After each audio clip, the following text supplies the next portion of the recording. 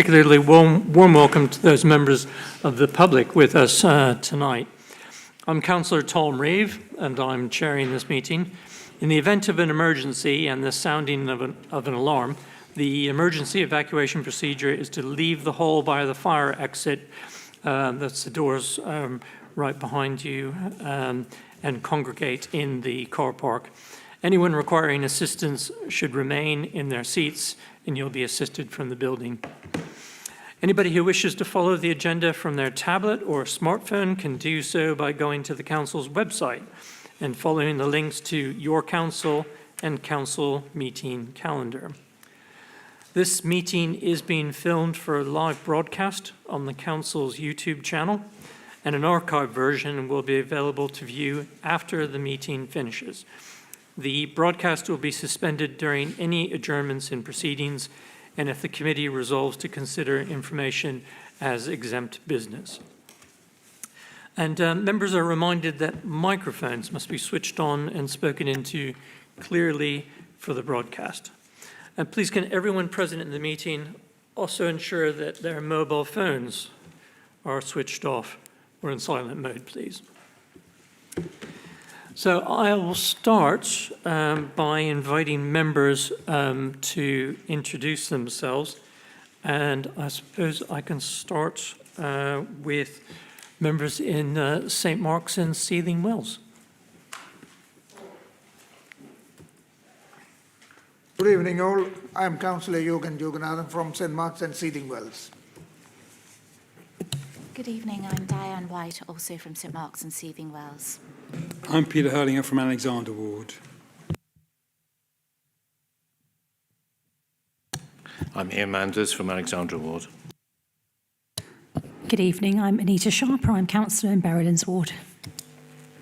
Hi, I'm Jackie Davis, I'm also from Berrylands.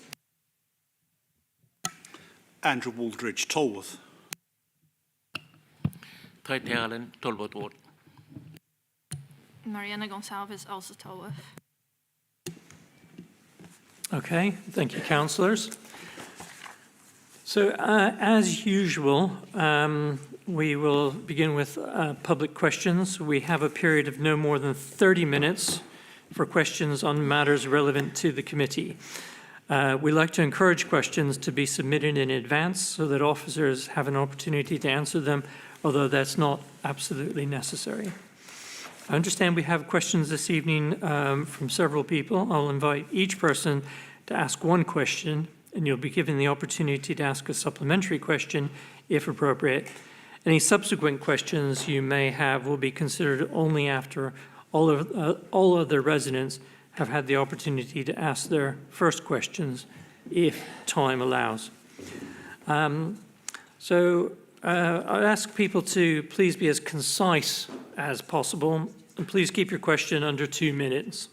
If you wish to preface the question with a statement, please be brief and to the point, and Herman will inform you when 30 seconds are left and when the time is up.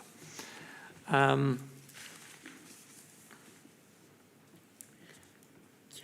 Yeah, okay. We do have. Okay.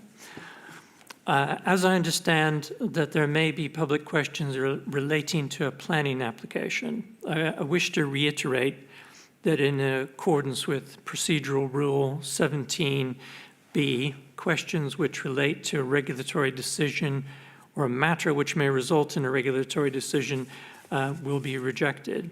The reason behind that is any response by committee members on details of the application could be seen as those members having a predisposition towards the application, which eventually will have to be determined, which may have to be determined here.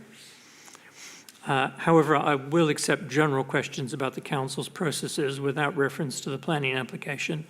I also need to emphasize that the public question session is not intended for members of the public making statements. So here's our...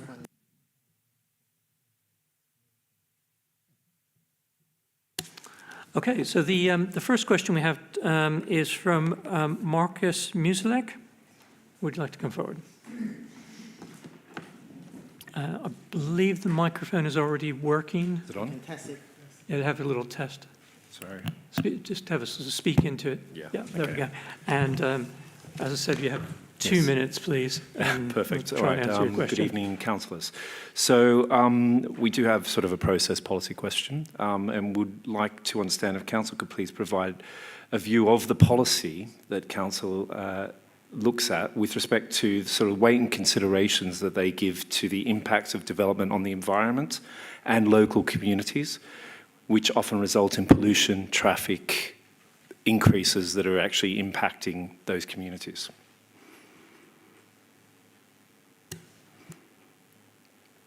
Okay, thank you very much. I think I'm afraid I wouldn't have the information to answer that question in the detail that you're perhaps looking for tonight, but we can take that away and ask officers in the planning department, planning team to give us a steer on an appropriate reply to that. Yeah, I think that Do you have would be... yes, Councillor Manders.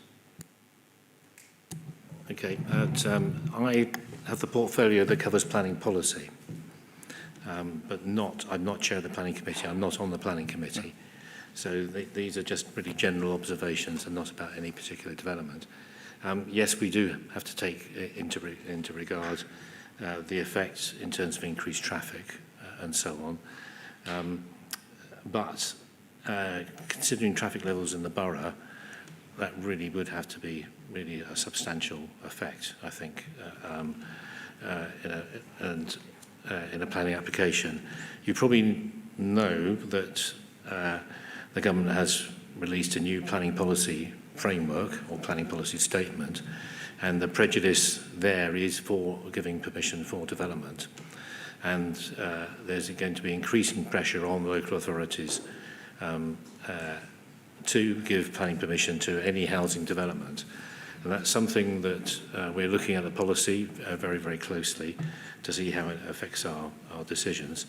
But it's something certainly that we're very concerned about, because in the end we do believe that local considerations should apply, and there is a limit to really how much the national government should interfere into the decision-making of local authorities. So, Chair, I'm sorry to give such a high-level response on that, but I felt I should make some very short statement. Thank you. Okay, no, thank you. Thank you very much, Councillor Manders, and sorry I didn't notice you earlier, trying to get my attention. Right, and one of our officers has a comment on this as well. Thank you, Chair. We from the Highway Department, as you know, when we receive a planning application, we have to consider our local implementation plan, which is we need to make sure the active travel has been taken into consideration. Therefore, we looked into the transport assessment from the development. How is that going to impact on the network, on the junction, etc. Then we can ask the applicant to provide us with the information how he's going to address it. But we always bear in mind the implication on our network and the capacity of the network if they can cope with the extra number of traffic. So therefore, lately, most of our planning applications are car-free development because we want to encourage people to walk and to cycle to the town. I hope that answers some of your questions. Right. No, I hope, Mr. Muslak, I was just going to say, I hope that answers your question to your satisfaction. At a high level. But did you have a supplementary question? I did. So it's probably more of a simple follow-up question. Could be answered yes or no, really. Be interesting to get councillors' information on this one. But does council then provide additional weight and consideration to maintaining existing moderate greenbelt land as part of the policy? Simple yes or no. Could be good. Councillor Manders.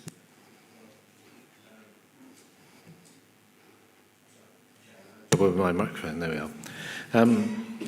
Yes, this council fully supports the Green Belt and has resisted development in the Green Belt as much as we possibly can. But as you know, the government, central government, has published express plans which talks about the relief, or basically the release of greenbelt land. I think low greenbelt though, right? I'm sorry, I didn't hear that, but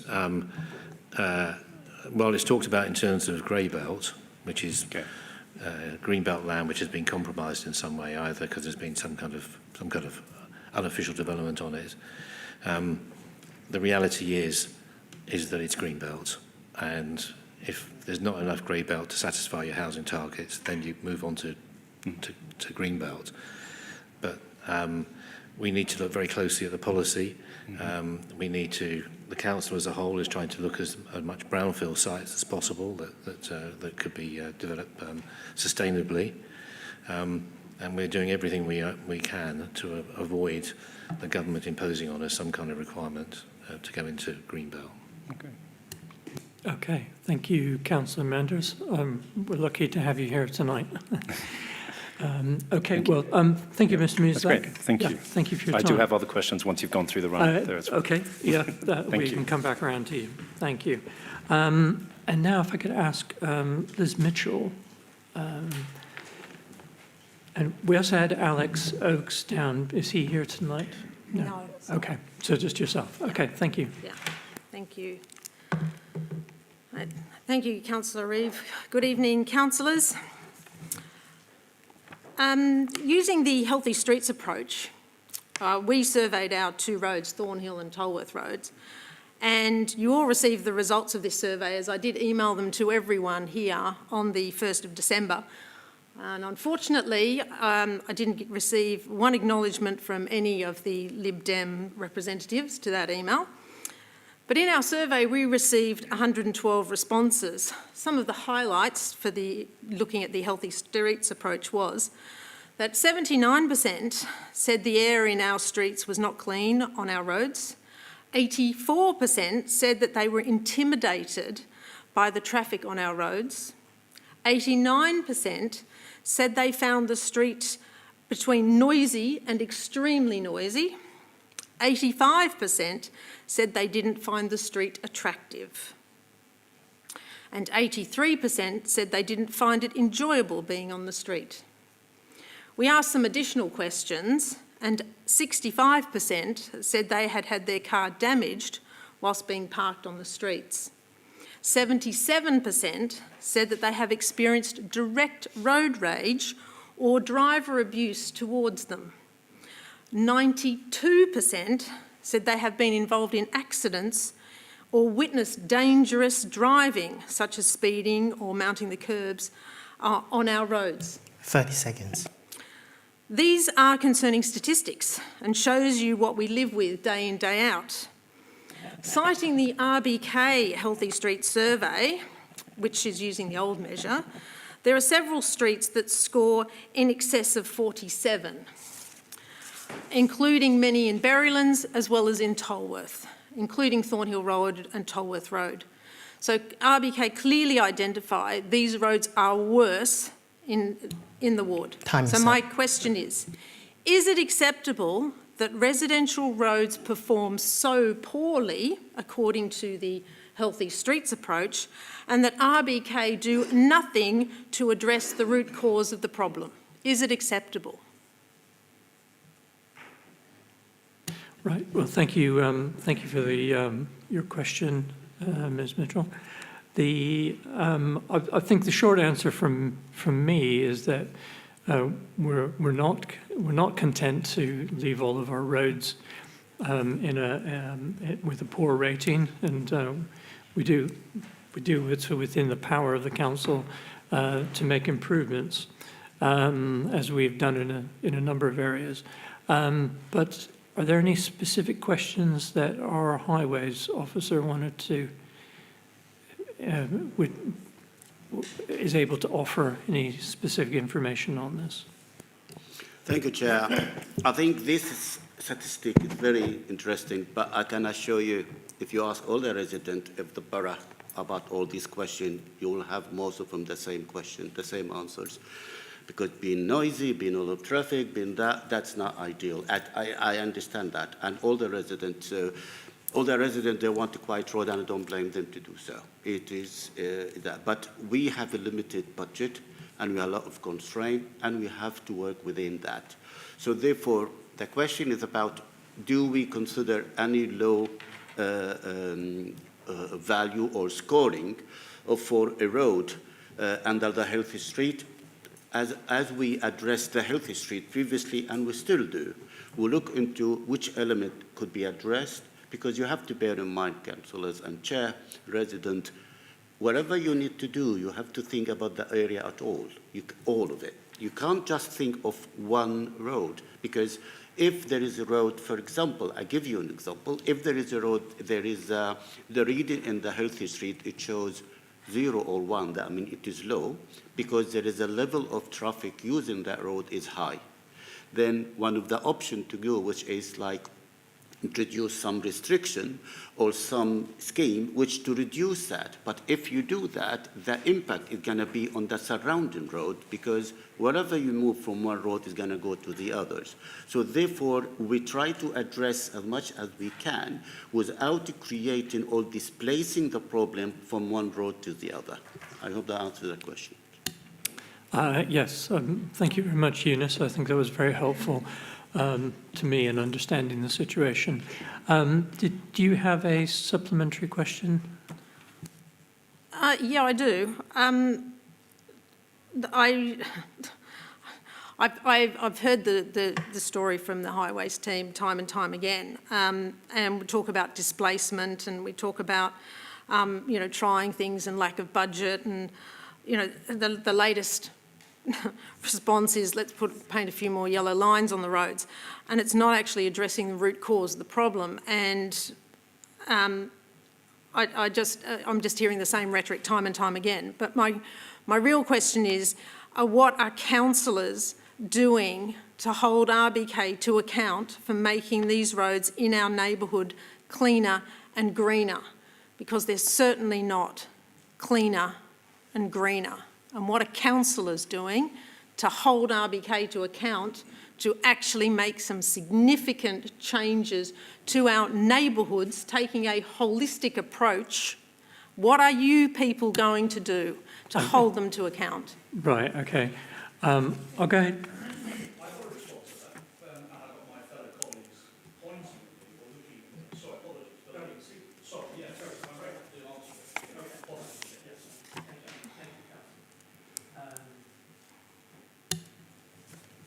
Yes, I've lost my train of thought there, but yes, I think the short answer is I think we're doing as much as we can with the resources that we have, and I think that personally think that our highways team is doing an excellent job with what we have. And we want to carry on and do as much as we can. But we have, as you know, anybody who reads the papers, reads the headlines, it knows that every council in the country is suffering from financial difficulties, and there's just less and less money available to do all of the things that we would like to do. But I think we've made some tremendous progress, in this administration and in the previous administration. There are still areas where we'd like to make further improvements. We're still working very hard in your neighbourhood, and we have, as you know, have some meetings coming up with TfL to address one of the issues in your neighbourhood, which and we'll see what the outcome of that meeting is. But if I believe I would yield to my colleague Mr. Wooldridge as long as we don't end up getting into a debate about this. Would you like to answer the question? Yeah. What question is that, Tom? Well, I think the question is, what are councillors doing to hold? To give you an isolated experience, as a borough, we put 20 miles an hour. 20 miles an hour in Kingston. most of the roads. I'm aware of that. There are yes. one or two roads which are TFL, which are not 20 miles an hour. We know that it saves lives. We know that people complain about it. But tell me, why is it still people do 30, 50 miles an hour down your street, which you consistently, on a fairly regular basis, tell me that's what they're doing? Correct. So we have put the legislation in. The government has put the legislation in to do stuff. No one is complying. It's to do with compliance. Compliance. I can't comply the speeds of individual facultative one-off drivers. Correct. It's got to be dealt in an aggregate, a mass basis. I don't have an answer for that. Perhaps the police do, and you should ask the police when they're here next. That's one isolated situation. Thank you. Thank you, Councillor, and we're not going to get into debate here. Okay, so I believe, can I ask the next person to come forward and ask a question? It's Niall Smith, please.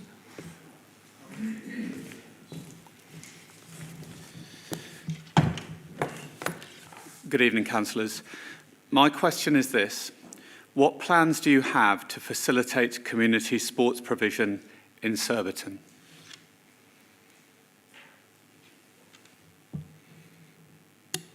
Right.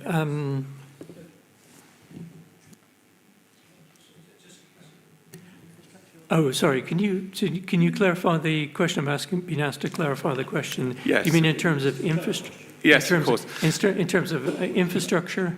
Yes, in terms of infrastructure and provision, particularly for young people. So what plans do you have to facilitate sports provision in Surbiton, if any? Who do you represent? Oh, I'm the head teacher of Southborough High School. There you have it. Thank you very much. Yes, I mean, I apologise for leaving that out. It's certainly not a secret. Right. Okay. Well, unfortunately, and I was going to say, unfortunately, we're not able to answer that, but we are. Sorry, Councillor Manders, I believe you have. Yeah, thank you, Chair. Sorry, I think I interrupted you. I think you were about to say that Councillor Holt is not here tonight. Unfortunately, she's unwell, my understanding. So Councillor Holt has responsibility for sport and leisure in the borough, and so she would be the person who could give you the most comprehensive answer to that. I can only give a partial picture on that through my other part of my portfolio, which is the responsibility for the parks and open spaces. But Councillor Holt has responsibility, as it were, for sport pitches and sport and things like playgrounds and so on within those pitches, so within those areas.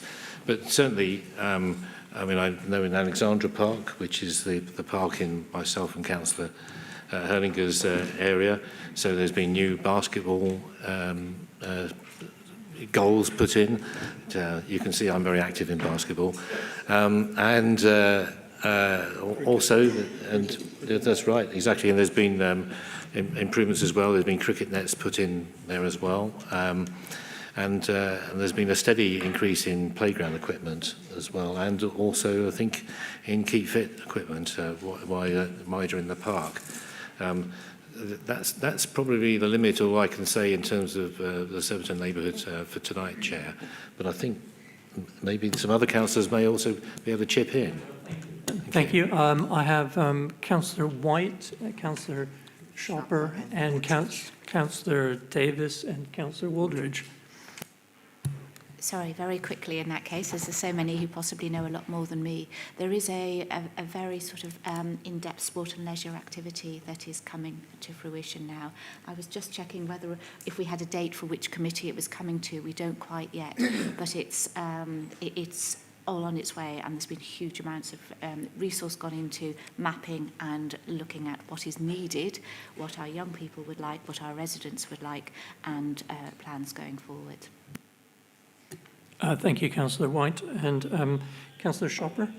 Thank you, Chair. Yes, we currently are having a consultation on Surbiton's strategy, 3-year strategy. And I can certainly say from first-hand experience of developing the last one when I was chair of Neighbourhood, that it's a really useful document that sets out our vision and strategy and objectives for over a 3-year period. And within that, there are our vision and objectives for leisure, strategy, health and wellbeing in there. So in running in parallel with other pieces of work streams, the feedback and the results of that, I think officers probably would be able to say exactly when the last date of that consultation is, but I do know if you go on the Let's Talk portal on the RBK website, you'll find the consultation live there where we're reaching out to residents for their feedback, which is really important to say what they would like to see in our neighbourhood. So we take that feedback and then we look at forming a plan, a strategic plan, which runs for 3 years. So it was just to add on to what my colleagues were saying, that in addition to other pieces of work that are underway, that's a really useful, it's a useful form of feedback for us to then plan what we want to do in the neighbourhood. And from the previous plan, just really quickly to sum up, the previous plan did include certain areas of the neighbourhood for sports and leisure, particularly for young people in our open green spaces. Thank you. Thank you, Councillor Shopper. In fact, I'm glad you mentioned the Surbiton Neighbourhood Plan. It is available online for consultation. And last I heard, we had nearly 90 suggestions, ideas on there from residents. Quite a few of them sporting facilities, which I look forward to possibly being able to implement some of those in the next couple of years. But if we, Councillor Davis. I'll be very quick. Don't we have new paddle courts at Tolworth Rec? So that's something. But I also want to put in a plug for local community groups as well, one of which doesn't have any council support at the moment. Surbiton Deco Rugby Club has relaunched. Every Saturday from 10 till 12, you can do an hour of walking rugby followed by an hour of touch rugby. I haven't been yet, but I did go and watch one of their actual proper games when they played a proper full 15 match, and the standard was really impressive. I have a fabulous picture of people doing an amazing line-out up in the air. So there are lots going on. Plus, we've got Surbiton Tennis Racket and Fitness Club. You know, they're not council things, but there is quite a lot to choose from. Thank you, Councillor Davis. And Councillor Wooldridge. Yes, Surbiton may be separate, but we do own the land. Now, what do we do? To make it clear what we do, I'm a director of London Youth Games, as well as a lot of other sort of stuff with regard to sport, nationally and here locally. Leisure sports facilities. RBK manages centres such as Kingston Centre, Tolworth Recreation, swimming pools. We know we're missing a swimming pool. We're going to be getting a swimming pool. I think we're swimming, millions going to be happening on that. I mean, the last thing I think was about 40 million. We have Moogers, skate parks, multi-use games. Moogers provide space for informal play. We have sports development programs, schools, clubs, local partners encouraging youth participation in sports and physical activity, swimming initiatives, London Youth Games, which is my thing. We regularly support London Youth Games, giving kids like myself in 1977 who didn't have the opportunity to still do sport. A whole range of sports activities in the London boroughs. I'm sorry. School partnerships. No, he's asked a question. I'm going to give it to him. School partnerships, PE sports premium, community clubs and partnerships, football, rugby, cricket, huge amount of disability and inclusive sport, holiday programs. I could be here for 20 minutes, but I'm time barred. Thank you so much. Thank you, Councillor Wooldridge. I'm just conscious that we're running out of time here. We have two more questions, but did you have a supplementary question? Well, I mean, I didn't, but thanks to Councillor Wooldridge, now I do. And I would ask, particularly to Councillor Wooldridge, does he think that the sporting facilities for young people specifically in Surbiton are adequate, notwithstanding the listing of a number of sports, etc.? Okay. Well, tell you what, in the interest of time, perhaps we could take that away and not enter into debate here tonight on that. But thank you very much for coming. Thank you very much. Certainly had quite a lot to say on this subject here on the committee tonight. So I'd like to ask Alistair, is it Riddle? And apologies if I've mispronounced your name. Riedel. I apologise. No problem. Yeah, please, your question, please. Yeah, I would like to know what are the procedures, policy and proactive plans that the local authority are making to reduce and prevent an increase in traffic, specifically on Hook Road and on Hook Junction Road roundabout. Okay, thank you very much. I don't believe we have specific policies to address that, but I would yield to Eunice, our highways officer. Thank you, Chair. As the Highway Authority, our policy is always to encourage active travel and try to introduce whatever measure we can in order to make it more accessible and encourage the people to leave the car behind, providing more cycling facilities and providing more walking and improve it. So under our local implementation plan, that's our document where we always outline in that the objective and how and what we want to do in order to enhance and improve and encourage the active travel in the borough. Okay, thank you very much, Eunice. Thank you, Eunice. Did you have a supplementary question? Yeah, so I just wanted to sort of understand a bit more about if there's any tangible plans that I can sort of see that will help prevent this increase in traffic on this particular road. Okay. Eunice, would you? I take it and I come back to that. So I need to ask our colleague in the strategy and policy in order to see if there is anything in the pipeline which we want to do in order to address such a point. Okay, that's, yeah, I think that sounds reasonable. That'd be great. Thank you, Eunice. And thank you. Just to check, sorry. Oh, sorry, this is the... will I get it emailed? Yeah, yes, we have your, I was just works? about to say that. I believe we have your email address here, Yes. And we'll pass, we'll send that to you. Lovely. So thank you very much. Thank you very much. Yeah, thank you, thank you. Eunice. Yes. Thank you, I really appreciate it. And the... David Cox. Okay, thank you. And is David Cox here, please? Ah, thank you. Okay. Good evening. I did submit my question, but it seems to have got lost, so I apologise for that. I'm David Cox. I'm a resident of Westfield Road, Surbiton. Chair, can I show you a photograph just to illustrate? I've got 5 copies if you have these, so I'm one between 3.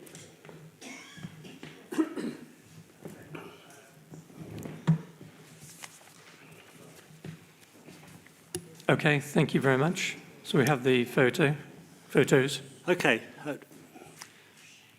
Kingston's supplementary planning document regarding shopfront and shopfront design states regarding security shutters that solid metal shutters result in an unattractive environment during out-of-shopping hours. They attract graffiti and reduce safety and security for the public. They deaden the street scene and discourage pedestrians from using the streets out of shopping hours. It goes on to say that the use of external solid metal shutters is unacceptable. You will see in the picture there that the shop at number 60 Victoria Road, that up until recently was occupied by Paddy Power, has now been taken over by yet another mobile phone repair shop, and they've installed solid white floor-to-ceiling metal shutters. Now, they're clearly against council zoning planning laws. 30 seconds. I have written to the planning department, but I got nothing except an acknowledgement of my own name, address and email address. So I don't know whether the council intends to do something about that or not. I would urge that the council does do it, because the way our towns look and feel are very important. And we can't have a situation where the planning rules apply or are obeyed only by those willing to submit to them. That's my question. I see the question.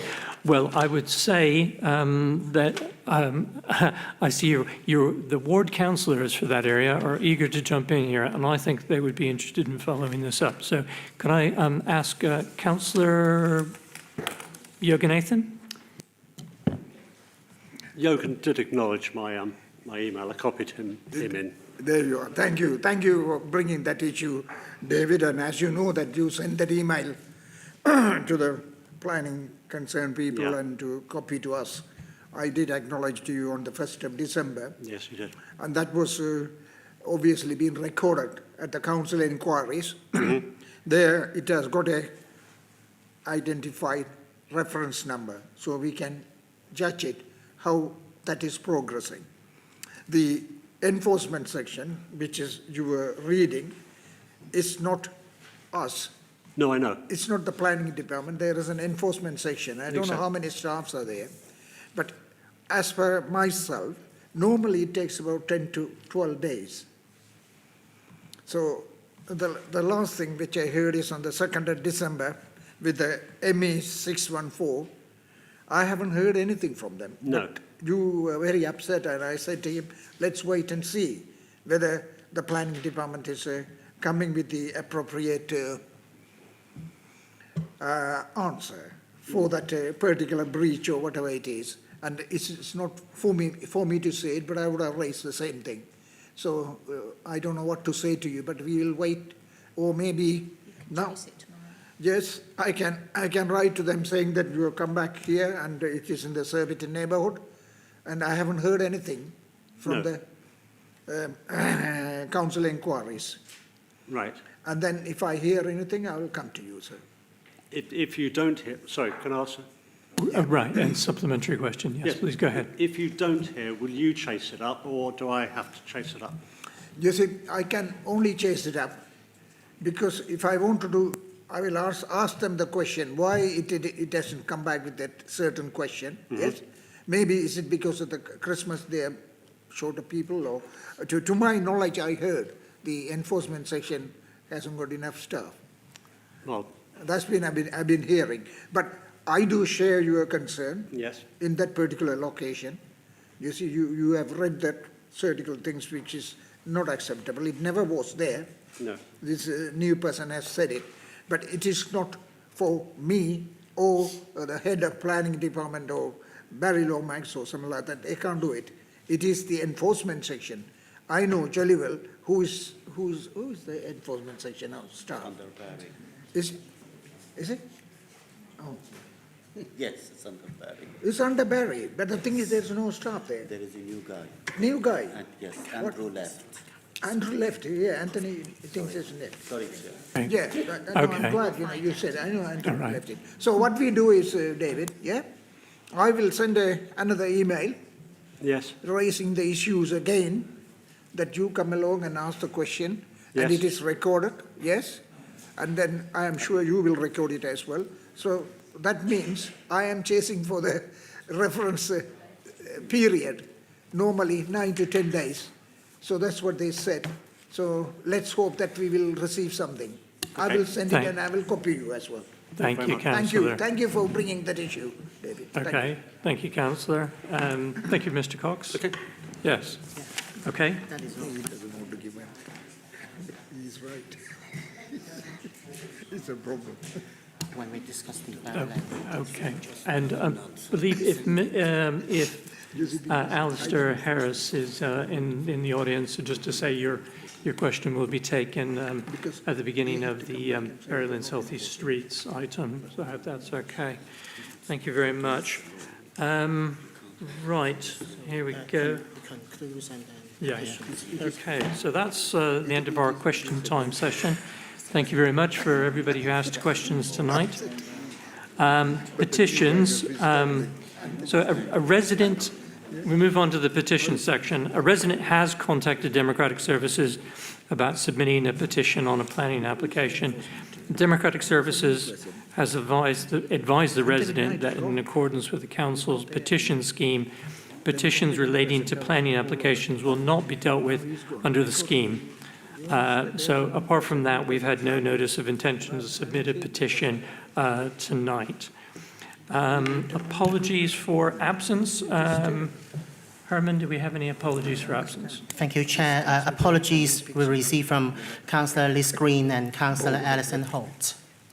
Okay, thank you. Thank you very much. So members are asked to declare any disclosable pecuniary interests or any other registrable or non-registrable interests relevant to items on the agenda. And I believe then a few councillors wish to register their or make declarations of interest. Councillor Harlinger? Thank you. On agenda item 7, the Berrylands Area Healthy Street Scheme, explanation of how the definition of non-registrable interest applies to me on this item. There is proposed additional double yellow lines marking to be put on the junction of Rayburn Avenue - Northcote Avenue - Greenfield Avenues, 1 block away from the street I live in. Also, there is yellow lines proposed to be put down opposite the northbound Edith Gardens bus stop in the same vicinity. I believe that these proposals, as they are designed, are aiming to affect my well-being positively, but not to a greater extent the majority of my fellow residents. As a reasonable person will not think my judgment is clouded on the issue, I will therefore take part in the debate and intend to vote on the item when these proposals are taken alongside all the other proposals indicated on Annex 6. Thank you. Thank you, Councillor. And Councillor Thailand? Thank you, Chair. My situation is same as Councillor Hurlinger. I live about 7 blocks away from the junction of Rayburn Avenue and Greenfield Avenue. So I will declare non-registrable interest, but I'll stay and vote, participate in the debate. Thank you. Okay. And did you have an interest? Oh, sorry, I got one other. Yes. Item 6, the Tamil Heritage Festival grant funding. I'm one of the organizers, so I'll leave the room during that agenda item. Thank you. Okay, thank you, Councillor. Councillor Manders? Well, Chair, just to say that I live in Rayburn Avenue at the northern end, the end nearer the railway station, Berrylands railway station. None of the proposals are immediately close to me, so I don't think that they actually affect me materially in any way. But I am a local resident who lives locally, so and I just wanted to make that plain. Thank you. Okay, thank you, Councillor. Councillor Davis? Thank you. I also live in Berrylands, again, quite far from any of the suggestions in item 7. So I have a non-registrable, non-pecuniary interest in this.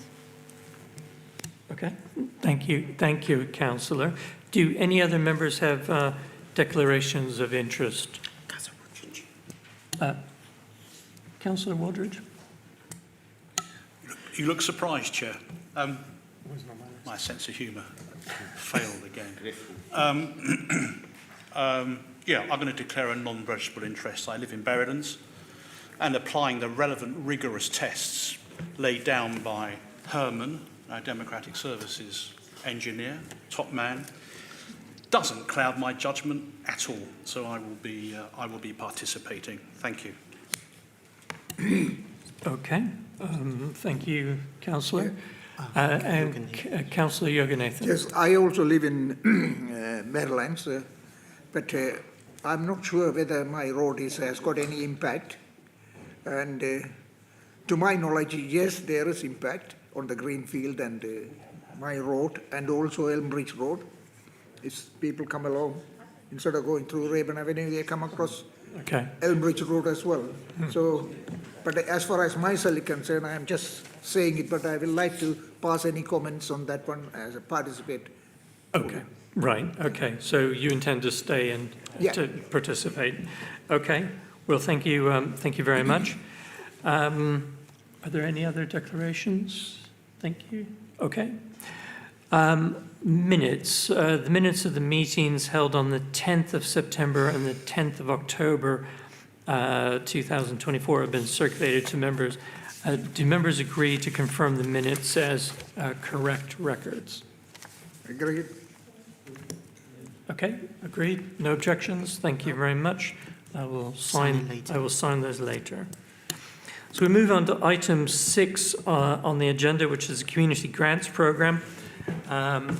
We are fortunate to have our neighbourhood manager, James Geach, here tonight to take us through this.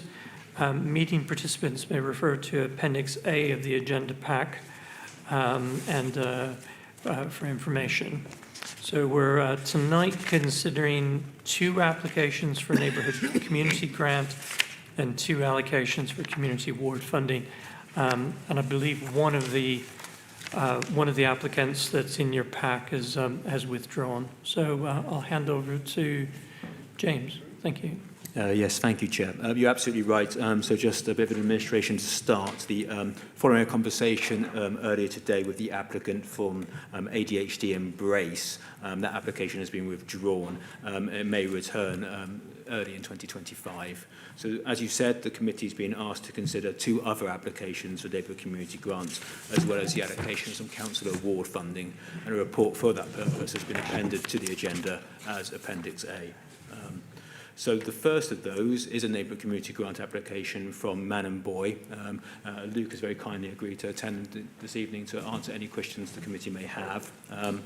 As set out in paragraphs 18 to 26 of the report, the applicant and the application meets all the minimum requirements of the programme. And I can confirm as a returning applicant, the applicant has reported all their monitoring documents for their previous awards. Happy to take any questions. Thank you, Chair. Okay, well, thank you very much, James. And welcome, Luke. Thank you very much for joining us tonight. And we'll just ask you to give an introduction. If you could try and keep it to 2 minutes, that would be much appreciated. Absolutely. Thank you, James, for that introduction. And thank you, councillors, for allowing me to attend today. So my name is Luke McKelvey, and I come to you on behalf of Man and Boy. Man and Boy was founded to enable local families from Kingston upon Thames to progress to positive outcomes after family separation. The families we support are from low-income backgrounds and are monitored by Child and Family Services under a Child in Need plan. Man and Boy provides these families with positive enrichment activities, mentoring and follow-up support to enable them to progress to improved communication and positive outcomes. The inclusive programme that I've come to present to you today includes intensive activities courses, mentoring sessions, craft activities, and the long-term support that families need to truly progress to positive bonds and communication after long periods of separation. Although this programme lasts for 12 months, our programmes are long-term in that families maintain their support from Man and Boy going forward even after programmes have been completed to ensure that long-term positive outcome is achieved by families. We monitor our programmes by undertaking surveys before, during and after families take part in programmes, and also undertake panel review sessions to really understand the positive outcomes families have gained and also collect that essential data that we then present to external trusts and foundations to ensure long-term programme sustainability. And by undertaking our programme monitoring process, we've been able to understand that over 85% of children that take part in our programme state that they feel they can progress to a positive future after taking part in our activities, and 70% of families have been able to use our service to access other local resources and support. By launching this programme, we will be able to expand the number of families we support. The vast majority of our income is gained from external trusts and foundations, and we have been able to secure funding from the Field Family Trust to cover all of our programme management costs. So the funding I'm requesting today, it's only focused on supporting project costs. I just want to say that all of the children and families that are referred to us for support, they're being actively referred by Kingston Council. We've discussed our application. They've been supporting us to progress with this. And I just want to say that it's an honour to support diversity and inclusion in Kingston, both with yourselves, Kingston Council and the local community. Thank you. Okay, well, thank you. Thank you very much. I'd just like to open the floor to any questions from councillors. So Councillor White. Thank you very much. Thank you. I have to say I do think that your application was extremely good. It did tell us well, I think it told me what I would like to hear. One question I have actually more for the process, but I am going to come back to you if that's all right, is I know that you've had funding before, you've filled out everything, met everything that you were asked, but I would quite like to have read that, just so I could see an example of the outcomes that the funding last year. But just to be clear, it does say here, the 5 families that you'll be supporting through this particular funding, whilst they're referred probably by Kingston Council, but I know you work with voluntary sector organisations, because I have worked with you myself over the years. They will be Surbiton families. You will. I can confirm that, absolutely. Thank you, Councillor. Are there any other questions for the applicant? Can I just make a comment? Yes, go ahead. No, all I was going to say is I've known this charity for many years, and they regularly come for funding every year, and I think they do a great job, and I'd like to support them. Thank you very much, Councillor. Okay, thank you. Are there any further questions before we move on to our discussion? Okay. Well, I'll thank you very much. What we're going to do now is have a little debate. If you want to return to your seat, that would be fine. Thank you very much. So I will now move from the chair the following recommendation: the application for £3,000 of Neighbourhood Community Grant for man and boy, as set out in paragraphs 18 to 26 of the report, be approved. And do I have a seconder? Okay. And I have a second from Councillor Davis. Thank you very much. And anybody who would wish to speak, any members wish to speak, please raise your hands. I think we just want to go straight to a vote. Okay. Are there can I take this as unanimous, or do we need to go to a vote? I think that is agreed. Agreed. Okay. Well, thank you very much. Thank you very much, councillors, for your support. Yeah. Okay. Well, thank you very much for coming tonight, and pleased to support your work once again. So now ask James to move on to the next item. Yeah, thank you, Chair. So the second application is from the Migrant Advocacy Service for their Surbiton Community Fridge project. And Shantini is just coming up now because she's agreed to very quickly talk you through what they hope to use the funding for. Thank you, Chair. Hello. Thank you. Hello and welcome. As we've said before, we'll try to keep it to 2 minutes if possible, and then we may have some questions for you after that. Certainly, certainly. Good evening, councillors, and thank you, James, for the introduction. So many of you will have encountered the Surbiton Community Fridge in its previous incarnation in Brighton Road. Unfortunately, we had to give up that location.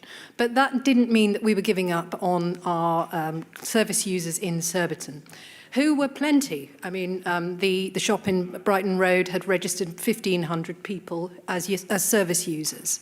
Many of them included students and local residents, and some people who had come from slightly further afield than Surbiton, from Tolworth and Berrylands, etc.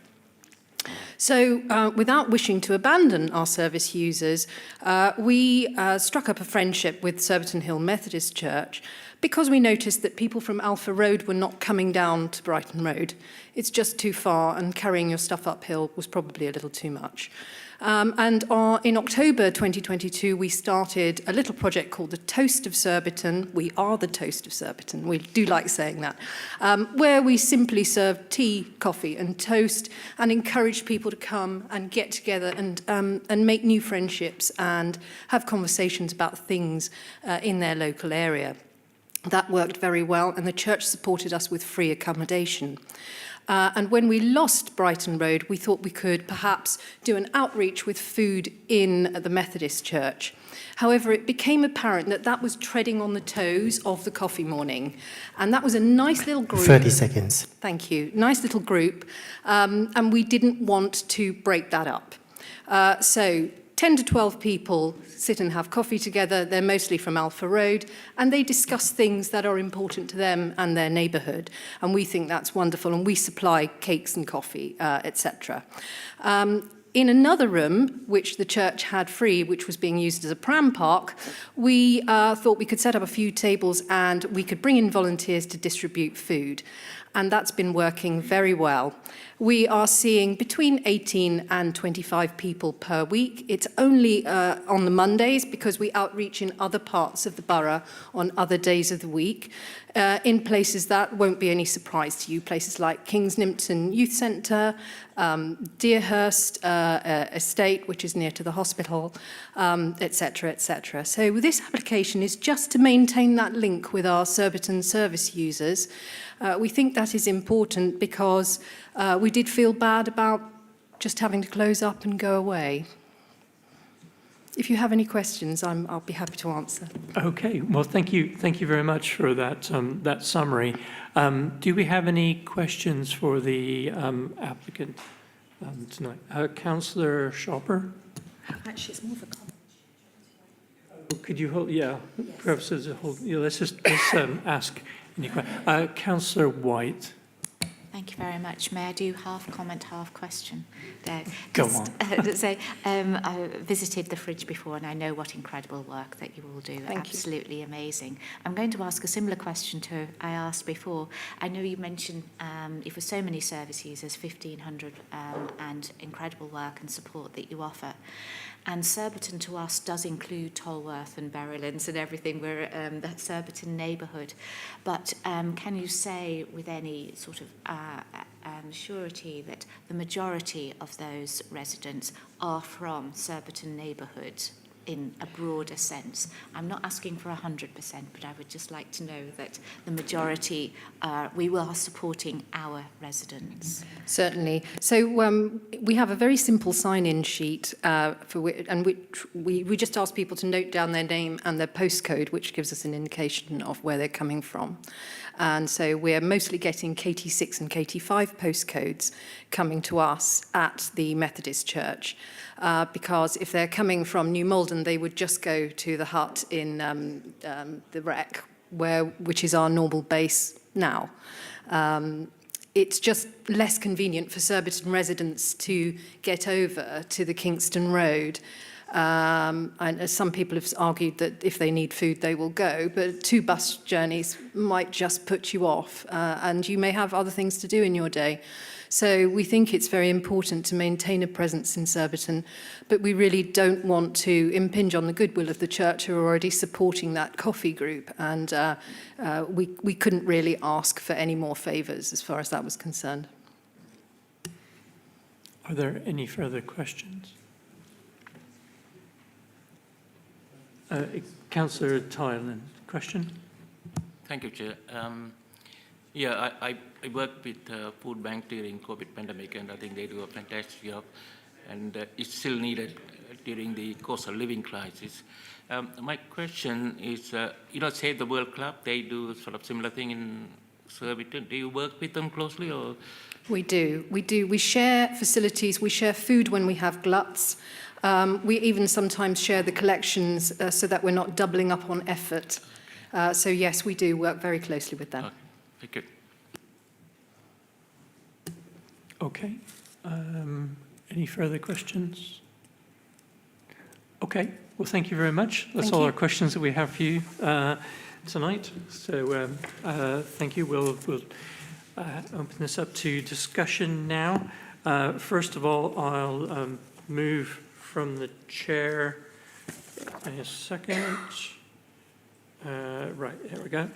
The application for £2,200 of neighbourhood community grant funding for the Migrant Advisory Advocacy Service, beg your pardon, as set out in paragraphs 27 to 32 of the report, be approved. And do I have a seconder for that? Oh, I'll go with Councillor Shopper. Kindly seconds that. Thank you. Would members of the committee who wish to speak please raise their hands? Yes. Councillor Shopper. Anybody else? Yes. Councillor Shopper. It was just a comment to say I know how much the local residents appreciate the coffee morning on the Monday, and I've been a few times myself, so I know it's really grown over time. I think it was just really just a small amount of feedback, nothing overly negative at all. It was just to say there was so much context that I felt I would have loved to have written.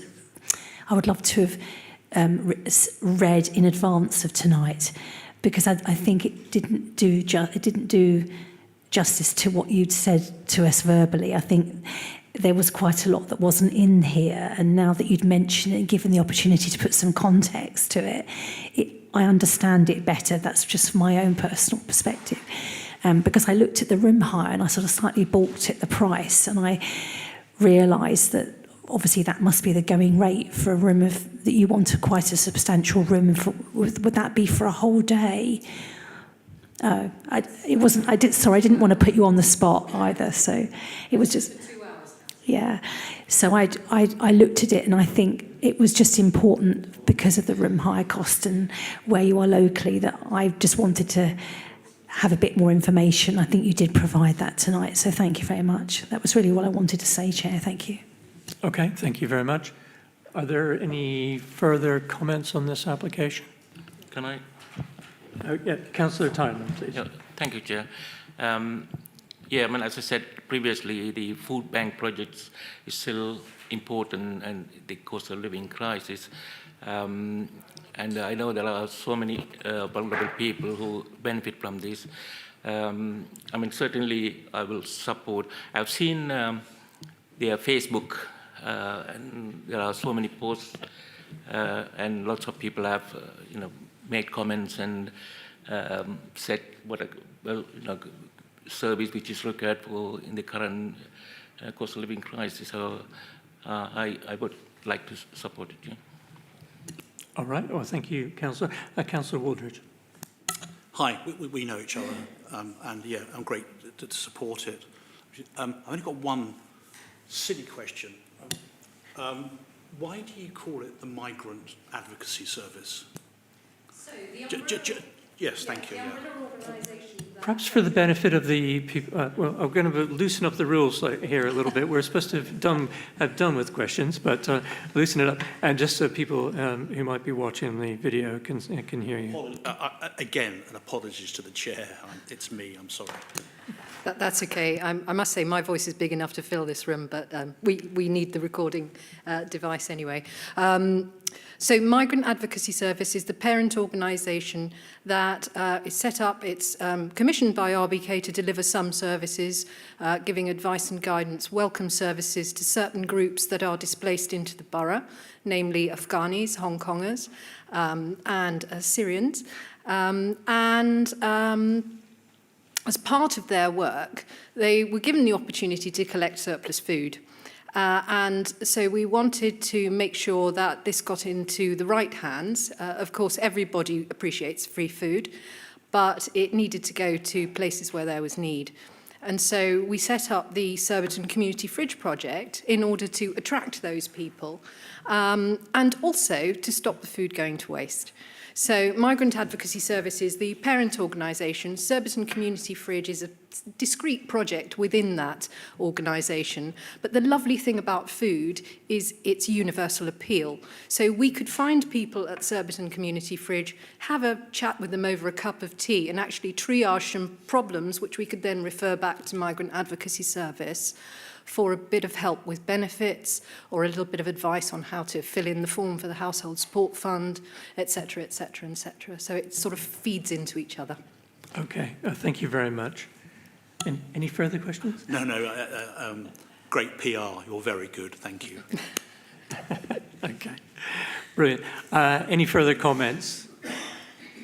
Okay. Do we need to go to a vote, or can I take this as unanimous? Agreed? Agreed. Okay. I take that as unanimous. Thank you for coming, and that is as passed unanimously. Thank you so much. Okay. Yeah, and thank you very much for what you do. Thank you very much. And we now move on to Councillor. Yeah, make sure he leaves the room. Right. We now move on to Councillor Ward funding, and back to James. Thank you, Chair. Yes, so 2 councillor ward funding allocations for the committee to consider. The first of which is £600 to the Tamil Heritage Group for their Harvest Festival early next year. In paragraphs 33 to 35, you've got a few details of the report there. I'm happy to answer any questions you may have. Thank you, Chair. Okay. Are there any questions regarding this? No? Okay. Thank you very much. So I'll now move from the chair. The recommendation, the allocation of £600 of councillor ward funding to support the Kingston Tamil Heritage Group Harvest Festival as set out in paragraphs 33 to 35 be approved. Do I have a seconder? Councillor Wooldridge. And anybody wish to speak on this item? Councillor White. Just to say I was lucky enough to go last year and lead it, in fact, in another role. And it was absolutely amazing and wonderful and just such a joy to have everyone together. I know a lot of people here were there as well. It was just such a celebration and welcoming to all. So I think it's a fabulous event. Right. I know we've been pleased to support this in the past. So are there any further comments? No. I just want to verbally smile and wave. See what I mean? Councillor White, and agree with her comment. All right. Okay. Did Councillor Wooldridge have a comment? Yes, I have. It's absolutely fantastic, the Tamils and what they do. And also, now he's out the room, such good work that he really does do as well for us and also for the Tamil community. It's brilliant. Thank you. Thank you, Councillor. Right. Well then, if there are no further comments, can I take that as unanimous or do we need to go to a vote? Agreed. Okay. We can put him out of his misery and invite him back into the room. Right.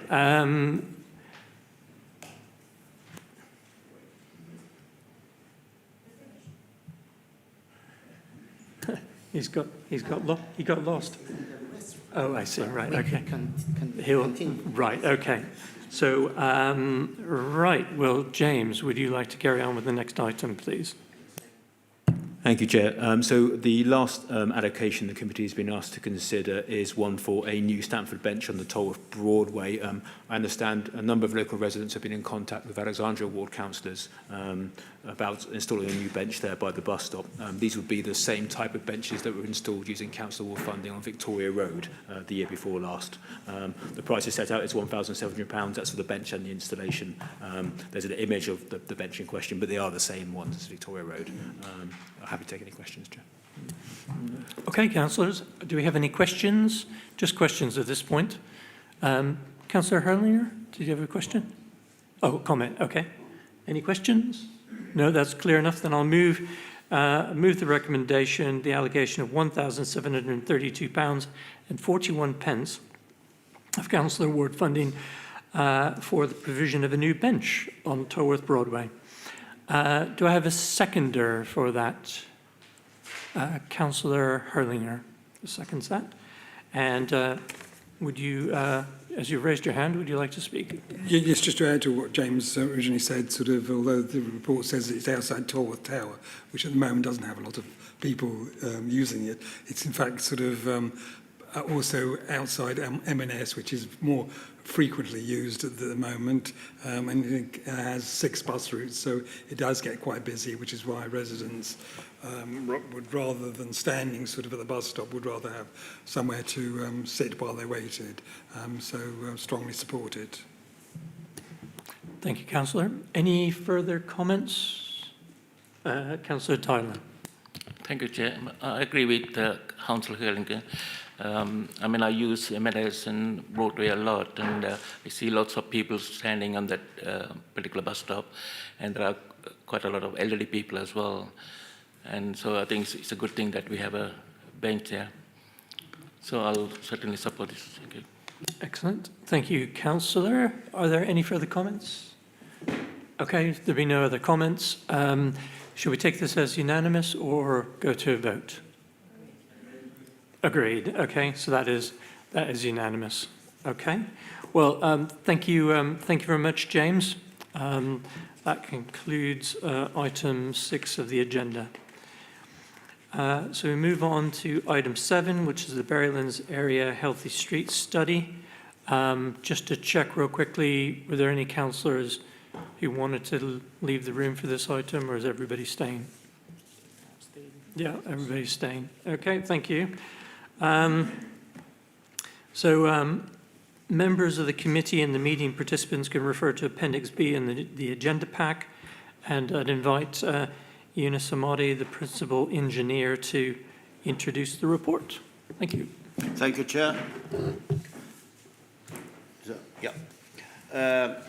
In 2022, in November 2022, Surbiton Neighbourhood Committee asked the officers to look into the Berryland area and to look into the healthy street indicators in order to see how we're going to improve and enhance the area further.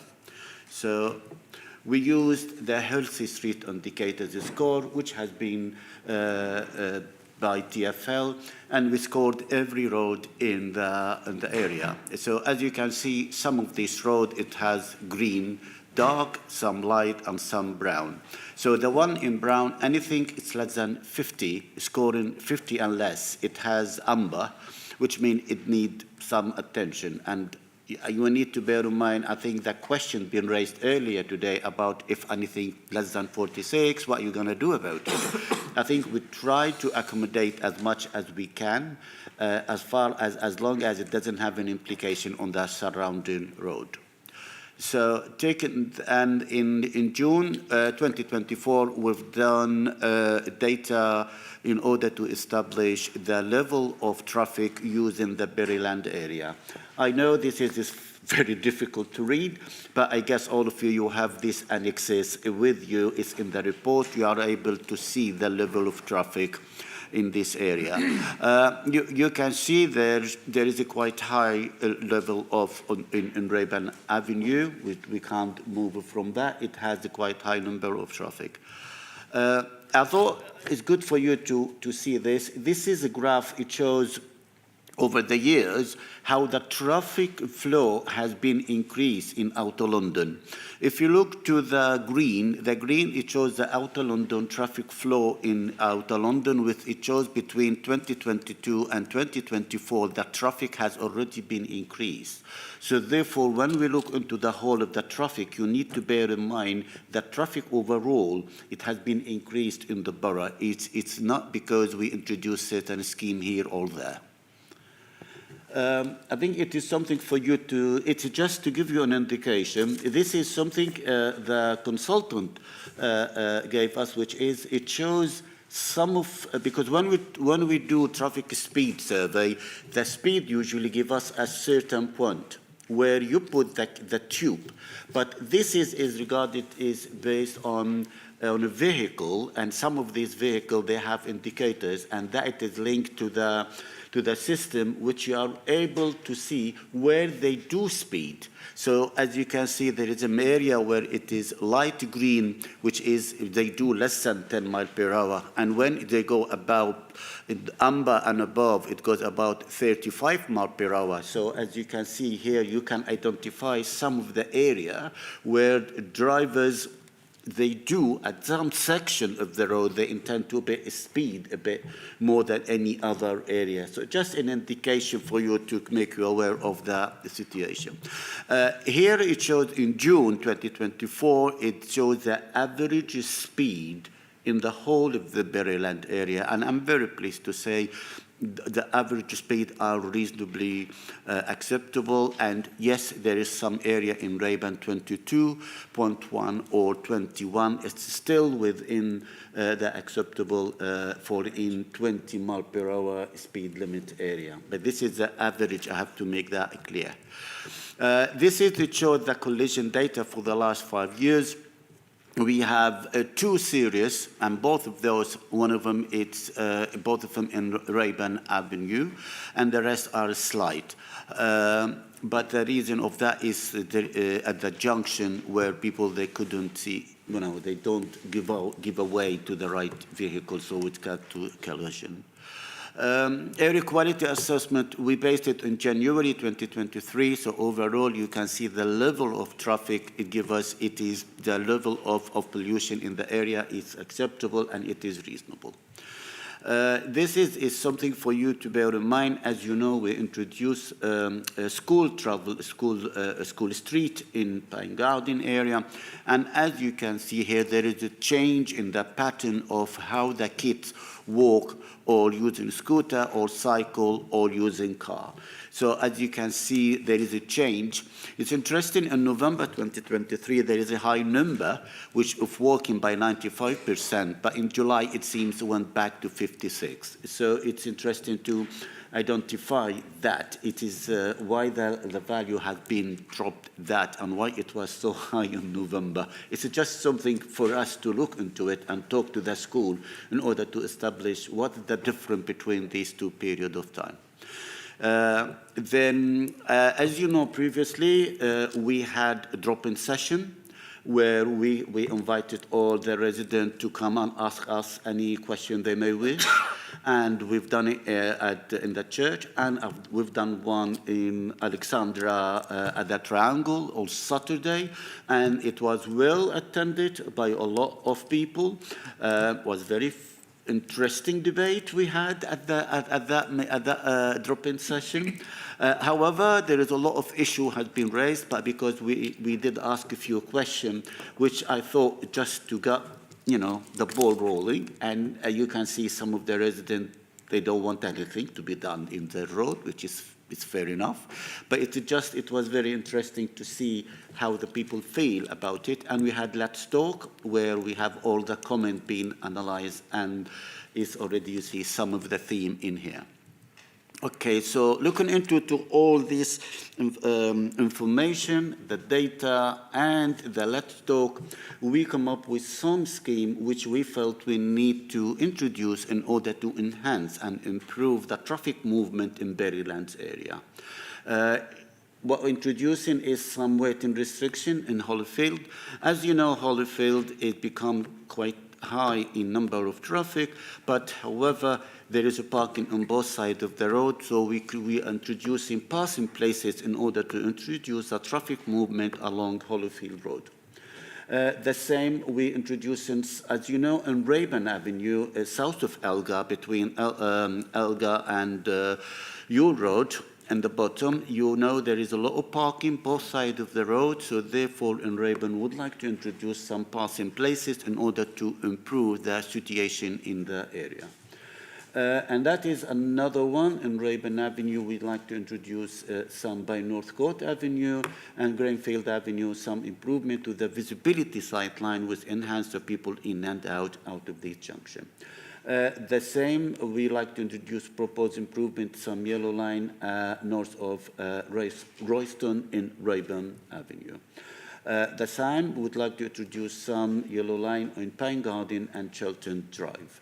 So, and the same, we look to introduce some improvement in Berryland area at the bend, where currently people park, which is making it very difficult when you want to turn at the bend. So therefore, by creating such moving cars, it will improve the visibility, but I would like to look at it again after we implement the scheme to do some speed survey, because sometimes yellow line, it may remove visibility, but may lead to a bit of a speeding issue. So therefore, I think I would like, after the implementation of the yellow line, I would like to do some survey, speed survey, in order to see whether that scheme led to any increase in the speed as a result of now. If it is, what other options are available for me in order to address that? Okay, now we're going to talk about, it is in Berryland, it's about Talbot's Close. As you know, Talbot's Close, it's a standalone in area where a lot of people, they use it as a through traffic. A lot of traffic people, they go from your road, go into Talbot's Close and exit into Talbot Broadway. The reason for that, they don't want to go and by at the traffic light and turn left. They want to avoid all that. We had a lot of complaint from the residents who live on this area saying it is really something that needs to be done. So therefore, what I'm asking members to do is to approve to trial the closure of Tolworth Close by Tolworth Broadway. That means nobody can go through anymore. So anybody going there is cul-de-sac. That means he can get in and get back again. So that is what I'm asking the member to do, and that it is, as you can see, the healthy street indicators as well telling us it needs something to be done, because the level of traffic within that little street is quite high comparing to the rest of the Berrylands area. So as you can see here, the recommendation is I'm asking members to approve what we have in paragraph 12 as set out in Annex 6 to be implemented subject to statutory consultation. And to safely bring any objection back to this committee, if on the yellow line, I'm asking members to authority be delegated to the Assistant Director of Highway Transport and Regulation Services in consultation with the Chair of the committee, the relevant portfolio holder, and the relevant ward member to consider any objection to the traffic management order in relation to the scheme set out in Annex 6 and to deal with it and address it. However, if we do that, delegated power being given, we will bring an information item to this committee just to make members and the resident aware how we reach that decision. So we will not bring it back for set-aside objection, just bring it back as point of transparency. Transparency is how we addressed it and how we dealt with it. And thirdly, the trial for the closing of Tolworth Close into Tolworth Broadway, except cyclists will be allowed, and as shown in Annex 7. And a report to be brought back to this committee not earlier than 6 months from the implementation of the decision on the OTMO on Tolworth Close. I'm happy to take any questions, Chair. Thank you very much, Eunice. I believe Herman has wanted to clarify something. Thank you, Chair. At the request of ward member Eunice, I just wish to double check if there is a typo that which we need to just verbally correct. Is that in paragraph 42 on page B8, paragraph 42, the first line should read Melrose Close should be Meldon Close. That's something that Councillor Hurlinger has asked me to confirm with you. Is that correct? I agree. Yeah, I will minute that. Thank you very much. Okay.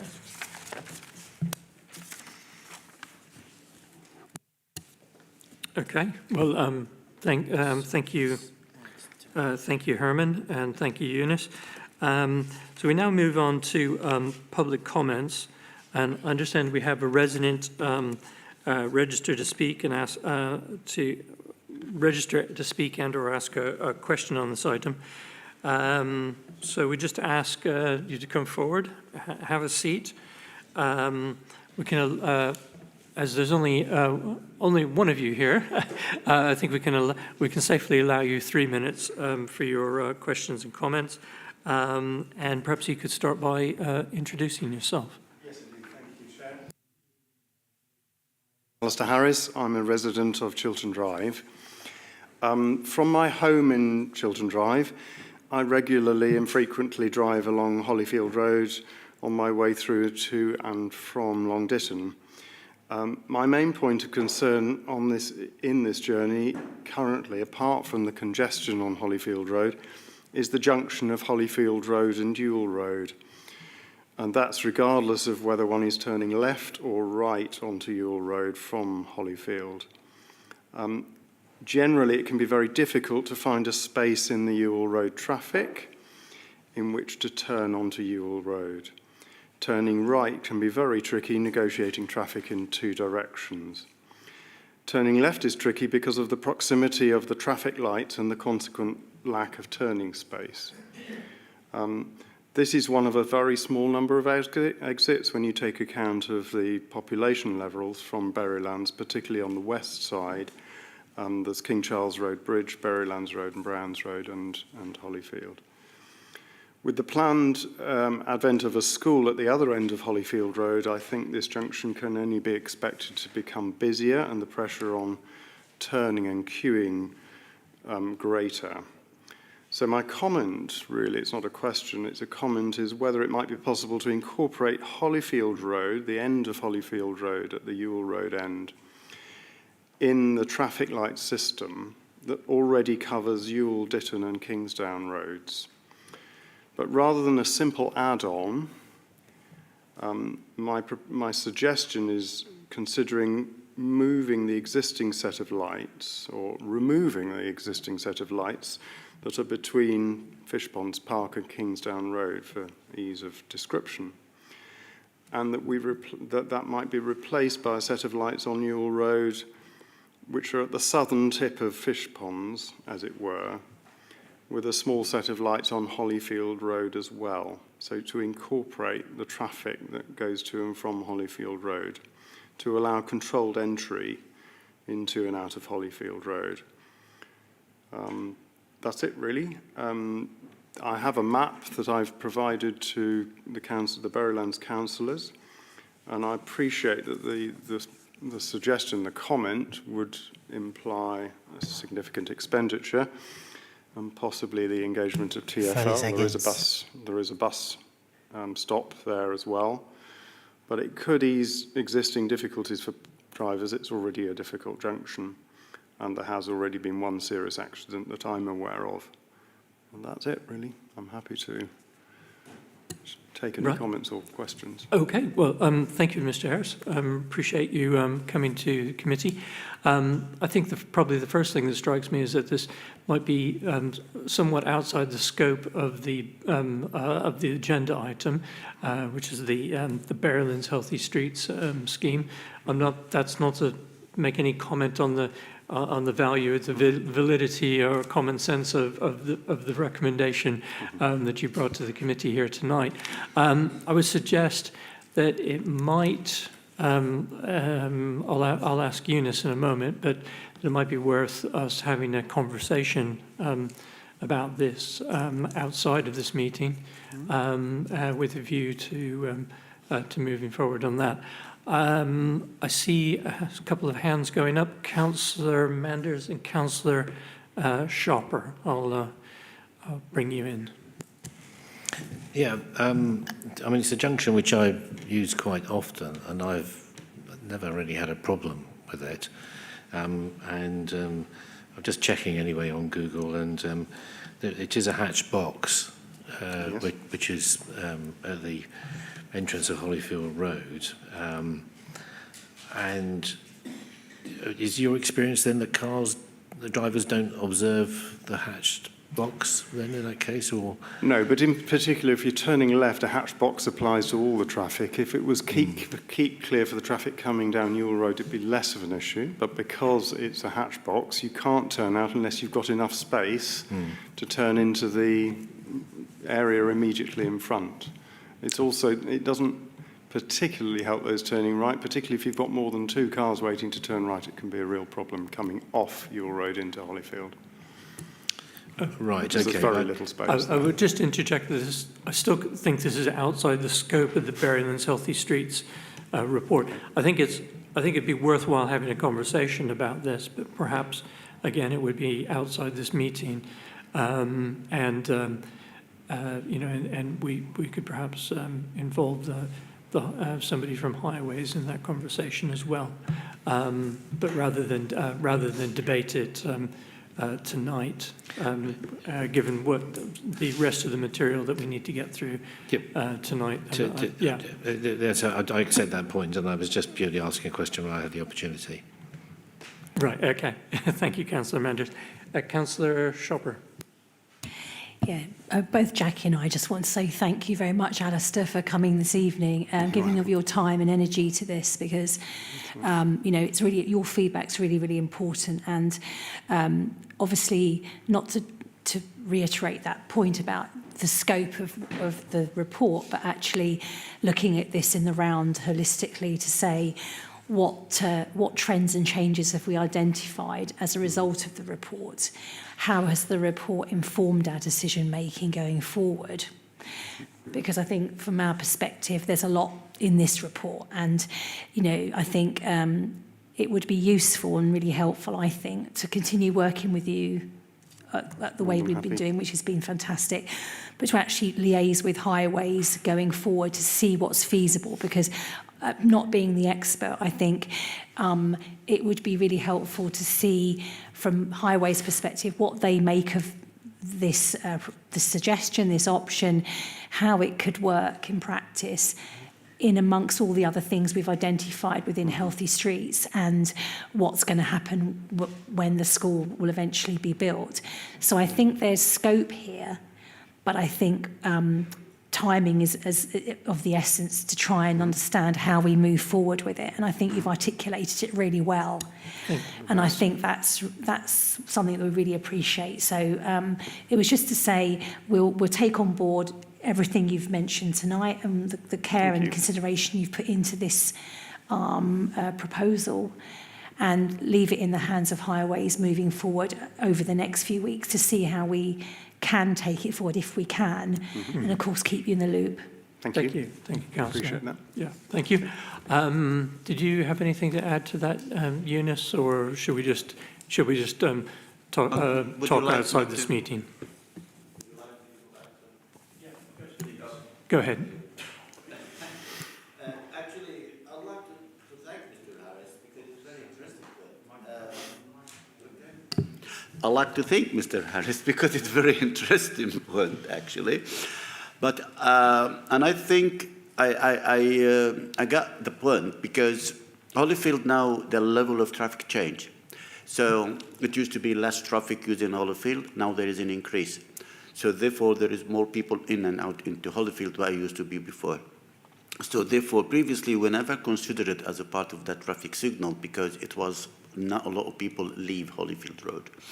But however, I think it's very important to understand whatever we need to do, we need to think about your road, because your road is the main road, and any implication and any green will be taken away from that will impact even up to the A3. So I think whatever we need to do, we need to think about the pros and cons and the benefit and the cost, because yes, you said something very interesting, but the cost of this project will be quite high, and currently I'm afraid we don't have that. But anyway, as members indicate and the chair, it is something I'm happy to look into it, and we can see it, discuss it with DFL and ward member and the chair, and we can let you know what we can do about it. Thank you.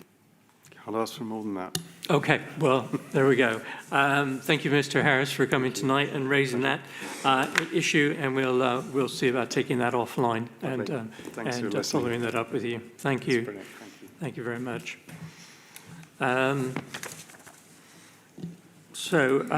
Right. I'll now move from the chair of the recommendations at the front of the report on page B1. You have the recommendations up on screen there, so I won't read those again. Do I have a seconder for this? Yes, Councillor Davis, thank you very much for seconding that. So would members of the committee who wish to speak, please raise your hand. Councillor Shopper, Councillor Davis. Sorry? Oh, right. Shall we take, yes, this is a good point. Shall we take any questions first? In light of that, do you have a question, Councillor Shopper? I think my question, so... If you have if not, we'll save that. I think my questions have already been sort of answered in pre-emails with highways about the comments questions together, so I think I'd rather just take the all in one go, if that's all right with you, Chair. Or take the comments and the questions as it would make more sense that way. Okay, yeah. Right, okay. Okay, we'll go with that. Okay, so we'll take comments and questions at the same time. And I know you wish to speak. Thank you. So, Councillor Shopper. Thank you so much. I've got, so prior to tonight, Highways have been aware that both Jackie and I had presented 3 additional options within the Berrylands area, which we wondered if we could propose an amendment to the existing recommendation on the number of double yellow lines that we want to install. And so if members are happy for me just to mention the 3 items, it would be an additional double yellow line in opposite number 13 Alexandra Drive. I just wanted to acknowledge, if Mr Burnett is listening, that we wanted to say thank you for him for raising that with us. He mentioned that he can't turn out of his house currently at the moment because cars are double parked, and he wanted us to look at introducing a double yellow line opposite his house along that stretch of Alexandra Drive. A, because he can't get out of his drive currently, but B, he mentioned that he would rather we look at this less in a piecemeal fashion, were his words, in terms of what was in the report, as to any potential knock-on effect of parking bays or the number of cars being reduced in Hollyfield. So in the round, he mentioned a specific pinch point outside his house, and we would be more than happy to make that request tonight if Highways were in favour of adding that to the recommendation. The second one is a double yellow lines at the junction of Pine Walk and Rayburn Avenue, because residents have mentioned that to us, that what happens is vehicles park in Pine Walk and they lose sight lines of where the buses go up and down Rayburn Avenue, and it becomes a bit of a hazard point. And so that's where we would suggest putting double yellow lines at that junction. And the last item for double yellow line is on Surbiton Hill Park, where the Roystons is, there is a bus stop. And residents have complained to us that for some reason or another, when cars are parked along there opposite the bus stop, there is an issue when cars come up and down Surbiton Hill. They find that it produces a pinch point where cars can't pass each other, and there's issues with sight lines. So they're the three amendments to the double yellow line proposals that we've put forward. I'll just stop there briefly because I've got one other comment to make, but if I don't know if I need to go back to you, Eunice, now with that for comment. I'm not sure. Right, okay, well, thank you, Councillor. So if you wish to propose that as an amendment, then we would just need to, is there anybody who wishes to second that? Okay. Councillor Davis would be seconding it. Any comment from the Highways officer, please? Is it amendment or additional to Annex 6? Because I thought it's it would be an addition, yeah. Would be, right, in addition. So I suppose right, does anybody have any questions for Highways on this amendment? I suppose the first question I would have, the only question I'd have is, are there any cost implications? As we are going to publish the traffic management order for all this area, we can add the 3 on them. So I guess the budget what we have for Berryland can accommodate this. Okay, fine. Okay. Thank you, Chair. And I just got, this is a last minute one, which I've wanted to bring this evening. Is it possible, Chair, to mention another amendment? We're still we haven't. Jumping ahead. You're jumping the gap. We haven't voted on the amendment yet, right?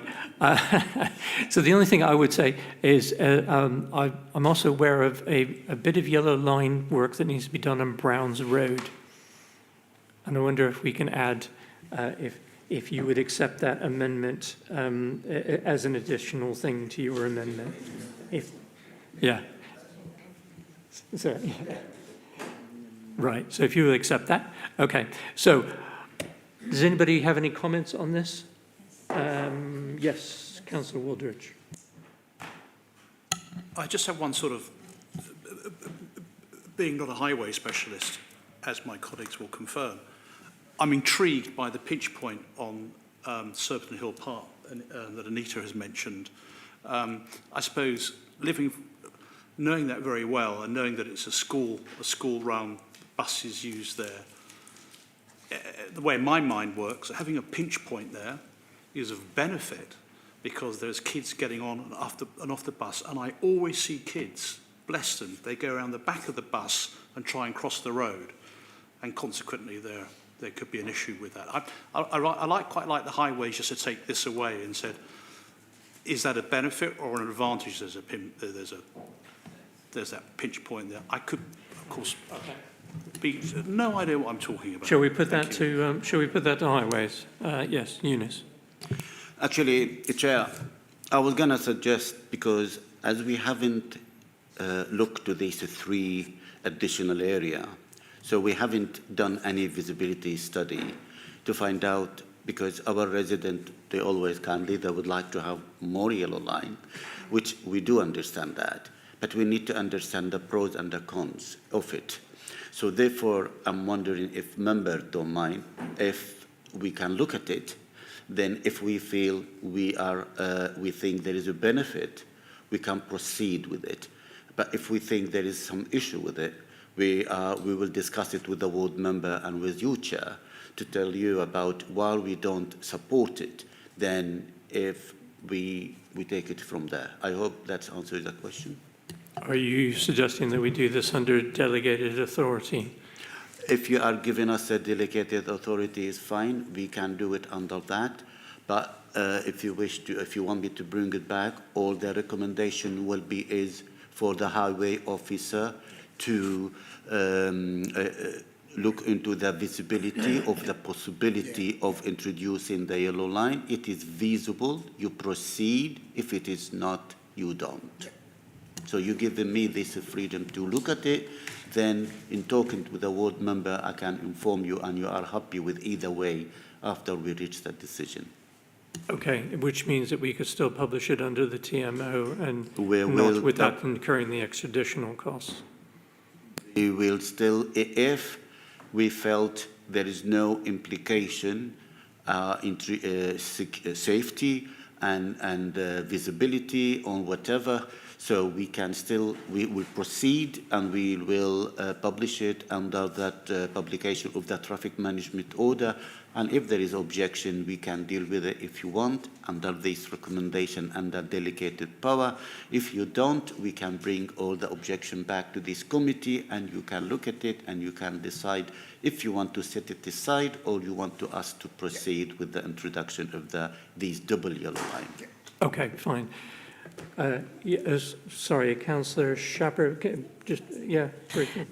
That would be fine, just looking at the timeline, whether we could you give us assurances that that could be done as soon as possible, bearing in mind that we've been asked to look at the Annex 6 recommendations tonight. So the idea is that you look at whether it's feasible or not, but can you give us any timeline to that, whether you would come back to us with the feedback on those 3 additional options? I think if I could interject, I think it would come under the same traffic management order. That would be the idea. So the idea would be the highways team would have to investigate the feasibility of each one of these recommendations, and then using delegated authority, I think where we're going with this. They would then decide whether to add them to the traffic management order or not, because publishing the traffic management order is an additional expense. You know, it incurs a large expense. So we don't want to have 2 traffic management orders if we can avoid it. We'd like to have one that encompasses all of the changes in one swoop. So I think what we're aiming at is so the amendment would be that highways investigates the feasibility of these recommendations that you set forth, and then under delegated authority in consultation with the chair of the committee and the ward councillors would add them to the TMO to be published, concurrently with the current list of recommendations in Annex 6. And the work then to proceed after the TMO consultation has It's just a point of clarity, Chair, on what it means for delegated on the TMO, because that wasn't my understanding. Was it was actually we were going to have the TMO, that the delegation was on the decision making of the findings. So I just needed to be clear what. My question was just about the timeliness of you letting ward councillors know if it's feasible or not on the 3 additional items. That was all my question was, whether that was be a week or 2 weeks from now. We just wanted to have a heads up on whether you on the three additional items, whether you thought they were going to be feasible or not. I'll let the highways officer come in a minute, but I think basically what we're saying here is that there would be two delegated authorities in effect. One would be adding the amended items to the TMO, and the second would be in handling the delegated authority that's referred to in the main motion is in reference to handling objections to the TMO once it's published. And we can go through that in a moment. But they're two different. It would be two different authorities that are being delegated here. Does that make sense? I think it was just that I was going to, once we'd gone through this phase, I was going to ask for another amendment. So you said for us to conclude the first amendment before I could but the second one is about clarification on the TMO. So I'd like to maybe just deal with the first amendment let's first. Let's deal with one at a time. Thank you. Please, thanks. Eunice, having said, have I got all that right? And do you have anything to add to that? Thank you, Chair. I think to make things simple and easy, we will put all the yellow line on that draft traffic management order. Then, after that, we'll do our visibility study. We can publish the draft, but it doesn't mean we need to paint it or we need to make the order. Yeah. So we've done the first half, then we do the visibility. If we feel it is not a good idea to have it, we will not make the order. But if we think it's a good idea to have it, we will make the order. So to answer Councillor Shaper's point, the first part, we will include everything, including the 3-1 had been asked us to add it in the draft. During this period of time, we will have a look at it because Councillor Woodbridge raised a very good point. So we need to look, is this feasible? It's for the pros and the cons. Then after that, we will see if it is a good idea, we can tell members, it's fine, we can go and make the traffic management order to introduce the scheme. But if we feel it's an issue, we can tell you, we looked at it and it is an issue, so that is our point of concern, and we recommend it not to proceed or to make the traffic management order. So by doing that, we include everything. Is that simple question, simple answer? Okay, so just to be clear, you publish the draft TMO, consult, and then you do your visibility studies, and then you need to consult. Then you need to consult with you'd consult with the chair and the ward councillors as to whether to take those forward to a TMO. Okay, right. So that's the amendment. Is that clear enough to you, Herman? Okay, that's clear enough to Herman. Okay, that's good. Okay. Because that is another, exactly as what Chair you said, is another delegated authority to make that TMO. So I got it. There's two delegated authorities, yes. Okay, great. So does anybody wish to make any further comments on this? Right. Councillor Tyler. Thank you, Chair. This is about the Raven Avenue junction with Ewell Road. The removal of the car park spaces, I think that's a very good idea. I use that junction a lot, particularly coming back from Ewell Road into Raven Avenue. There's always queue up there, sometimes even onto the roundabout, particularly in peak time. So I think that's removal of some of the parking spaces is a good idea. And the closure of Tollwood Close as well. I've seen lots of people using them. I've used it sometimes as well. But I think that's a good idea as well. So thank you for those. Okay. Thank you, Councillor Tyler. Councillor Davis. And we're currently debating the amendment. So, yeah, okay. So we'll come back to the motion in a minute. So everybody, okay. Councillor Woodridge, on the amendment. It's with regard to Tolworth Close and Tolworth Broadway. That's the main motion. That's the main motion, not the amendment. So can we hold that thought? I will hold the thought. Okay, terrific. We're just focusing on this one amendment. So the amendment, any further comments on the amendment? No. Do we wish to vote on this, or can I take it as unanimously agreed? Agreed. Okay. So the amendment, sorry? Okay, I'll come to you in a sec. So the amendment is unanimously agreed. So the motion is amended as such. So I now come back to Councillor Davis. I don't know how finest minds we've got of our generation. I don't know what's going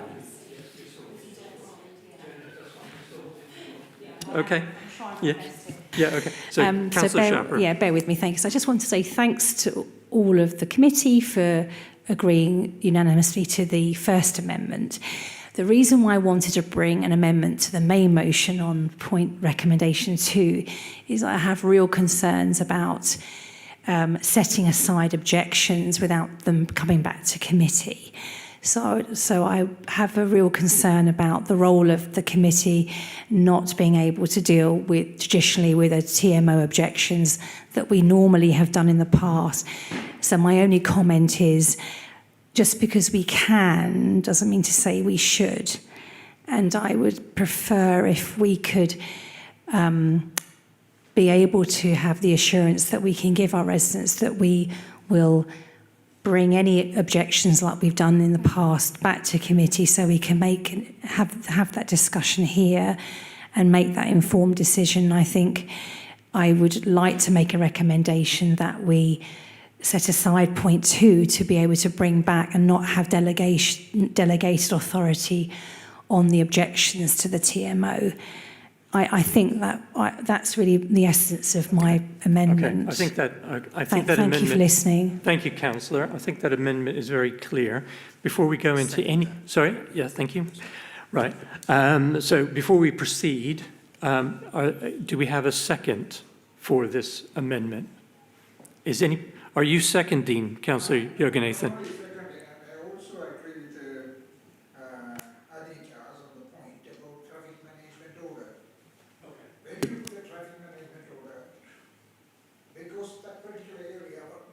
Project is the whole area. All the proposals are fantastic. It's certainly affecting the health and safety and other issues. So you can't give it delegated things. We wanted, you know how many people are coming and asking about Tolworth Close and all sort of things, and even LTN. One of the things is I would like the traffic management order objection or whatever it is to come to us for a set aside, because that is the best way of doing it. Then we all are doing the same thing, not to delegate it and then they say, I didn't know that, you didn't know that. You know, you are doing a great job of Tolworth Close. You are doing an excellent job on Greenfield Avenue and also Tolworth area, even the Surbiton Hill Park. I like it. But one of the biggest problems is I'm a crazy guy, normally drive cars, but I'm doing about 20 miles an hour nowadays because I'm getting old. But I know jolly well there are issues. So it's best that it comes here to rectify that one. So then my officer is safe and we are safe. Okay, Councillor. Okay, thank you, Councillor. In terms of, I'm not sure what you meant about set aside. When you said delegated authority for set aside, we have just covered this in the amendment, which says that the extra items that have been recommended are going to be done under delegated authority to the draft consultation will be done under delegated authority. But right now, we're talking about point 2 of the recommendations here, that basically authority be delegated to the Assistant Director of Highways, the Chair of the committee, and the relevant portfolio holder and the relevant ward members to make any determination about any objections to the TMO. So once the TMO is published, that opens a consultation, and then there'll be objections inevitably. If we delegate that authority, then it doesn't come back to the committee to consider those objections. But that will also, if it does come back to committee, that will delay, the implications of that are that it will delay the work. some of the objections we may consider to be, not very important, if you know what I mean. So, Chair, I'm going to come in. That is what the point I'm coming into. Rather than the local councillor saying it, okay. For me, Barrowlands is part of me. I've been around for so long. Okay. So I rather whole of Surbiton neighbourhood look at that. Okay, I know I think Junis is doing an excellent job. He come out with that fantastic report in terms of accountability as a Surbiton neighbourhood. Right. Not just 2 or 3 councillors and then Okay. they have a go at each other. And what we don't want is whatever happened in Tolworth Park Road and the lady come back and ask the same old questions. And I think we need to make sure that particular area is blocked so that the highways engineer can work effectively. We can work effectively. We are not saying that I'm going to do this one. We do it properly. Thank you, Councillor. That's all I'm saying. Okay, thank you. Councillor Hurlinger, I noticed. Yeah, you want to come in on this. I'm coming in because I agree with Councillor Shaper, but I sort of would like to change the word slightly because I think sort of if there are no objections, then I'm quite happy for the highways officers to do it in connection with the people that are mentioned. But the way that she worded it, I don't think she actually put that in the rewording of it. So I would like to reword, if she would accept my rewording of her amendment. I understand the logic to that. Yeah, if I could just say, I understand the logic to that, because it's about making sure that it's accountability at neighbourhood level is what I was trying to get across. Thank you. Councillor Manders and then Councillor Davis. Okay, thank you, Chair. Mine's really more of a question at the moment, which is what would be the material effect of a delay if we brought the matter back to committee? Because I do think almost certainly there's bound to be some objection from somewhere on this. We know this issue has become, at times very controversial, political with a small p, I would say, and so almost certainly there will be somebody who will come back and object, probably for a wider matter and not for the actually necessarily to do with the detail that is going into the traffic management order. So, Chair, through you, if we could ask the officers what would be the material effect of a delay, would there be any issue with the funding that we could get from TfL, in terms of when the actual work could take place, because the work itself is relatively straightforward. Most of it is a question of painting, basically. So, Chair, if we could do that, I'd appreciate it, and then I'll then reserve my view on the amendment, depending on what the answer is. Okay, thank you, Councillor. Eunice, can we throw that question to you, please? Thank you, Chair. I think, members, you are aware, usually I don't put such a recommendation in my report. Yeah. The only reason we put that, because we are in December, and therefore, in order to come back with an objection, it's not going to be done before March. So the implementation of the scheme, it could be outside of this financial year. So therefore, to pay for the scheme will not be visible to pay it from this budget because you become after March 2025. So that is why the reason we're asking for delegated power is for us to be able to address it with the chair, vice chair, board member, and portfolio holder. Then the minute we have the objection and go for implementation. That's the only reason we ask when we have a short window of time, which for us to come back to you in order to address all the objection, if there is any, which should be some. Yeah, that is the main reason why we put it here. Thank you very much for your answer there. So, the short answer to Councillor Mander's question is that there are potential budgetary impacts of this. Right. Okay. I've got Councillor Davis on my list next. Can I say, no, it's me.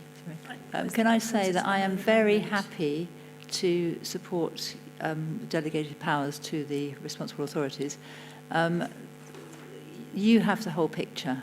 So you will be able to, I'm not saying set aside objections, but if there are serious objections, you see the whole story, whereas I'm afraid to say residents will see what's just happening in their road or the roads that they drive through. And therefore, I think, we have to trust you. We saw what a mess we made in Tolworth, sorry, but it is true. Okay, thank you. And then Councillor Sharper. What usually happens is, and those of us all of us who've been dealing with road issues like yellow lines, anything that we propose, we generally don't, and we've done it in the past with PPA and other schemes, we look at the number of objections and we decide that if there are more people that want it and less people that don't want it, we tend to favour the majority.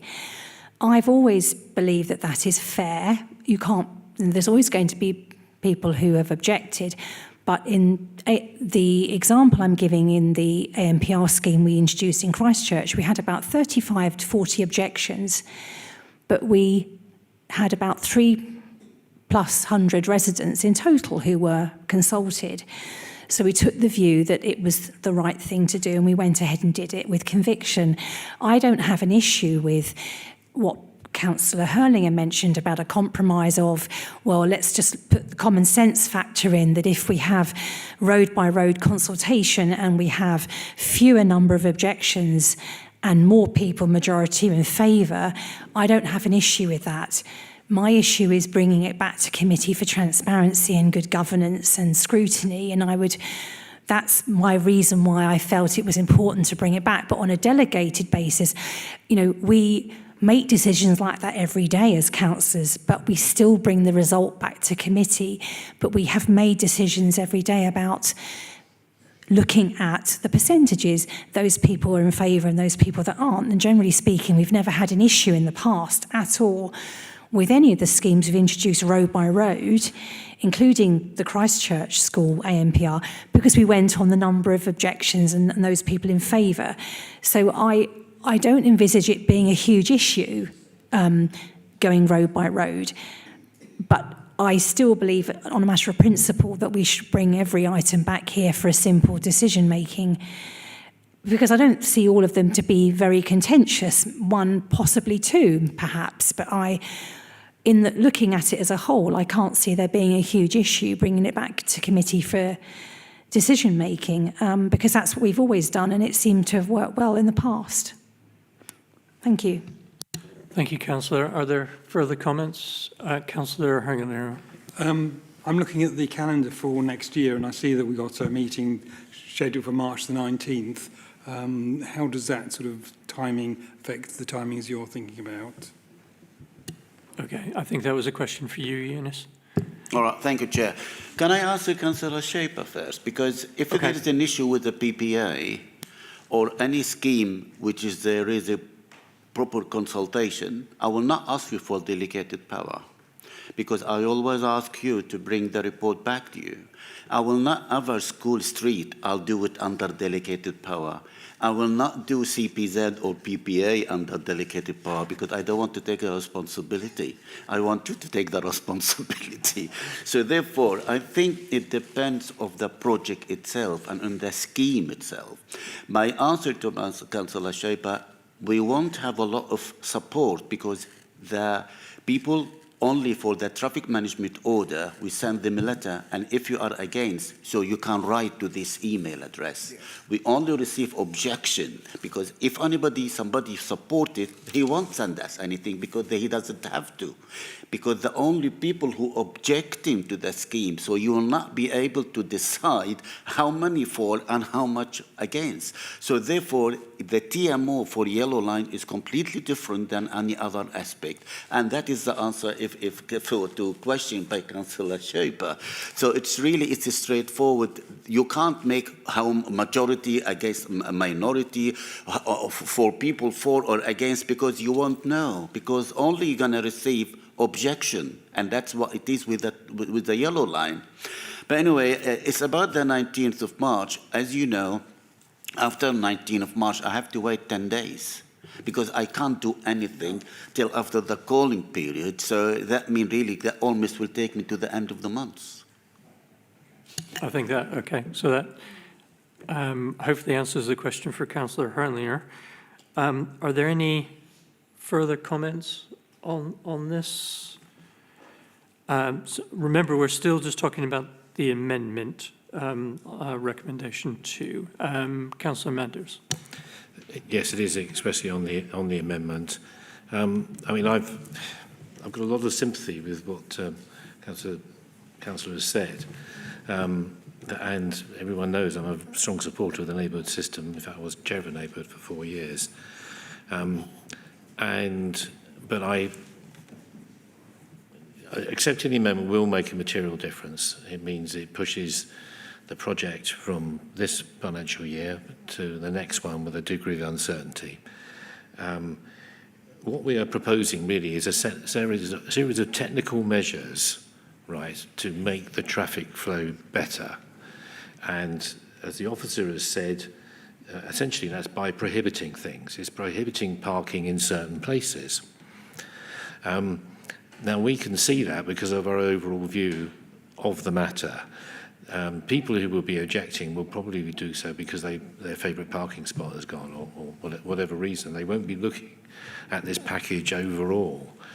So I think under those circumstances and the fact that I really want us to put this to bed now and to move on really from the Berrylands area healthy streets. I don't want it to be delayed. I don't want this to happen in 6, 7 a year's time. I really want this to happen as soon as possible. And for that reason, I reluctantly would not support the amendment. So my apologies for that. Okay, thank you, Councillor. Councillor White. Thank you very much. I think we all know that things at the council take years and years and years and years. And this is an opportunity, as Ian says, to actually move forward with it. And I can see the huge positives in that. We are not delegating authority to somebody to just sort of make up their mind and decide what to do, going with Jackie on the expertise here, but actually it's in conjunction with councillors. You are looking at it. You will be looking at how many for, how many against. I trust you together to do this, and then we'll bring back the report to show the evidence of why you have all made this decision. So I will go with not following Anita, I'm sorry. Okay. Oh, in a moment. Sorry, I want to just make sure that, are there any other comments? And I had myself on the list as well. Well, why don't you go with, make your final comment, and then I'm going to make a comment, and then we're going to bring this into a vote.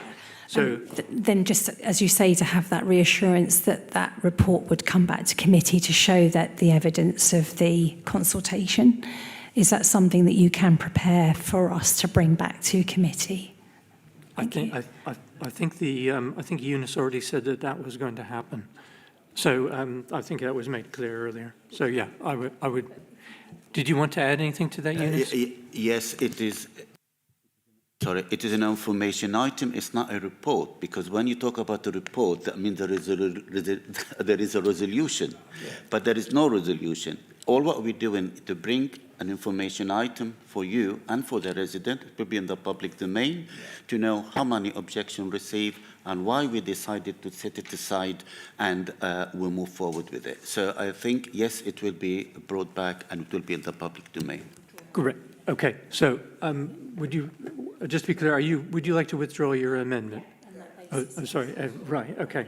Okay. Right. So the amendment is withdrawn. So we're back to the main. Back to the main motion as it stands, with the one amendment that was made earlier. So I hope you're all keeping track on your scorecards. And Councillor Davis. Thank you. I have a mixture of comments and questions. So first comment is I like the idea of getting rid of roads as car parks. No one wants to live in a car park. And I like the idea of trying to increase flow. I think a lot of traffic problems will just disappear. Initially, I was very disappointed. I was expecting more modal filters and more of that kind of thing. But you have reassured me that most of the traffic is not through traffic. It is going into Berrylands or coming out of Berrylands. And when I looked at the numbers, actually, some of the people who have complained about their roads being so busy have fewer cars going down their road than I do going down mine. I don't notice them so much because I have very little parking on my road and wider grass verges. My two questions really is the average speed limits mean nothing, it's an average. So I am assuming that most cars will be going above the average. Are you happy with that as an average? Secondly, are you going to enforce these yellow lines when they go in? Thank you, Chair. To answer the first question, what's the first question? No, Speed. No, it is not the speed. The first question. So my four things were flow, parking, through traffic. That wasn't a question because you've already answered that one privately. Sorry. Yellow lines and speed. Yes, I think about the yellow line, definitely we will enforce it. So that's why, like any other yellow line, and if it is not enforced by anywhere else, please let me know. Yeah. And we'll definitely tell our contractor to go and enforce it. Yeah. If they think there is any waiting restriction, it hasn't been enforced. Just let us know. Regarding the speed, am I happy with the average speed? Okay. As you know, in the borough, there is a lot of fraud, and we need to put some sort of criteria. So this is criteria in order to tell us which road we need to address the speed, which one we don't. So therefore, we take as the average speed. It's not by me, it's by Department for Transport. So that is why they tell us to take the average speed. It's a way forward in order to consider if the average speed above, for example, 24 miles per hour, the police will object because the police, they want it to be self-enforcing. And they always go by the average speed. So we can do, you know, some people raise the issue about people doing 60, but it's very difficult for us to use that because we have a limited budget and we have to see where we're going to use the budget. We need to use it where the average speed is above the recommended one. So that is some sort of background or, you know, criteria we use in order to address it. I hope I answered the question. You have answered the question, but of course it's a question of statistics and averages in this context mean nothing. Likewise, the picture with the blue dots, one of those blue dots was a car that was upside down in my road, and it's a minor incident, but it could have been much worse, and I don't really call that minor, but it wasn't a collision. Like we said about the collision as well, unless has been reported and it had been reported to the police, we won't even know there is a collision. And the collision, if it is slight, it's not serious. It is the perception of people is which is slight to some people, it could be serious and very big accident for them. But for us, there is some sort of criteria and the police in order to determine the type of the collision it is, which category they're going to do it, because they have to look to the statistic for the whole of the country. It's not only to a certain road, and that is how they do the accident analysis, I'm afraid. Great. Thank you. Thank you, Eunice. Thank you, Councillor. Any further comments? Councillor Hurlinger. Yes, can I just thank the officers for putting forward the original suggestions and all the members of the public who sort of attended the meetings and gave views on the Let's Talk, which are all put down in Annex 5. Inevitably, you have people arguing one way or another. For instance, on Alexander Triangle, no consensus could be found there, but we've got a sort of feeling of the majority, and we're not going ahead with any changes there. In fact, the whole package is relatively minor, and I think it's a good package for us to go forward with. Thank you, Councillor. Councillor Wooldridge. Yeah, it's just a question to Eunice, and it's just me being a pedant.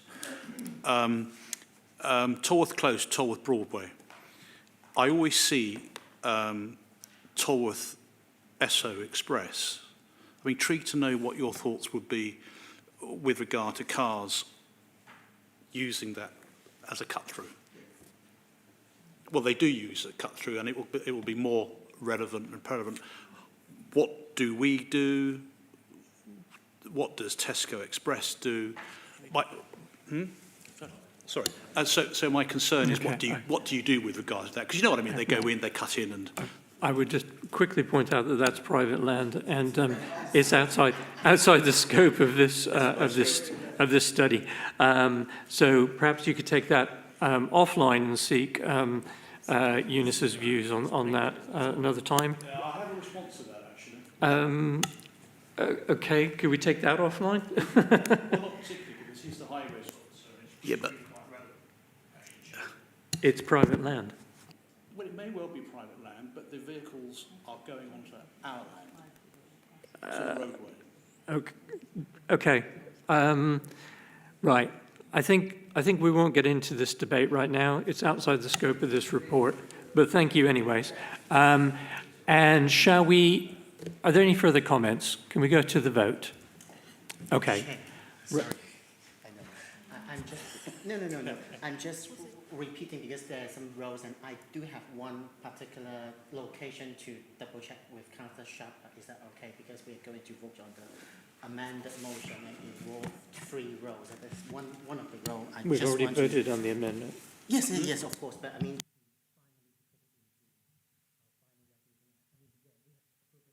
Okay. Double check, yeah. Okay, it's double check. Material. Is that okay, Chair? Oh, yeah. Sorry, yeah. Sorry. That I just want to ensure that our resolution are really reflecting the will of the committee. Councillor Sharp, I mean, on your third suggestion that you mentioned about the Surbiton Hill Park bus stop by the Royston, is that the one that is between the Royston and Chiltern Drive? Am I correct? Because it is really not close to the Royston. I'm just trying to double check that this is what your intention is. Yes, the one nearest to Royston. Yeah, I can confirm that there is a bus stop between the Royston and Chiltern Drive. And then there is further down, there's another one between the Ridings and then the Royston. That's quite far on the western part already. So I just...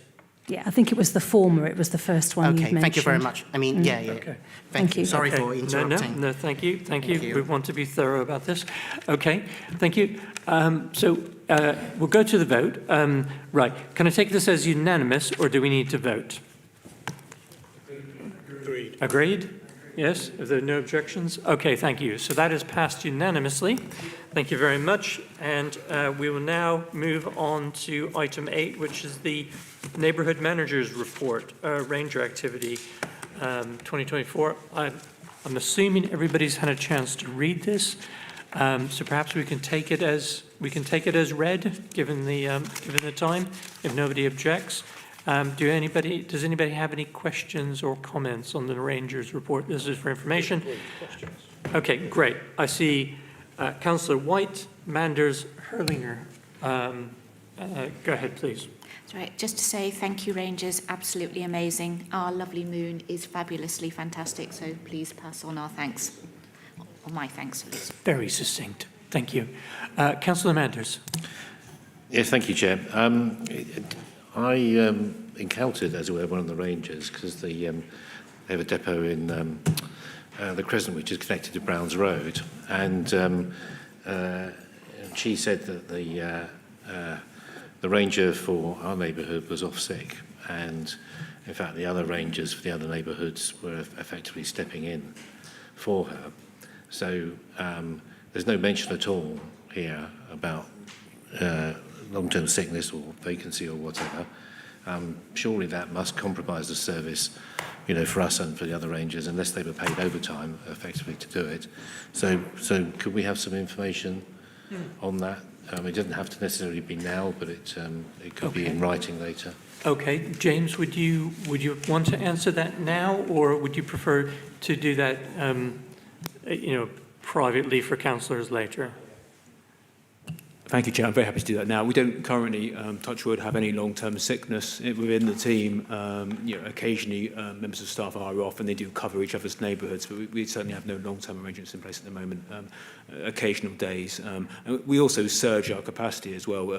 We quite often have jobs that require 2 or 3 rangers to undertake, so we will move 2 or 3 rangers to do that job in that neighbourhood. So that may be Surbiton one day, it may be New Normal the next. Yeah. Okay, so did that answer your question? Oh, okay. Sorry. Okay. Do you want to repeat any? I'll try and speak a little bit closer to the microphone. Yeah, no, we currently have no long-term sickness within the team. I'm pleased to report, touch wood.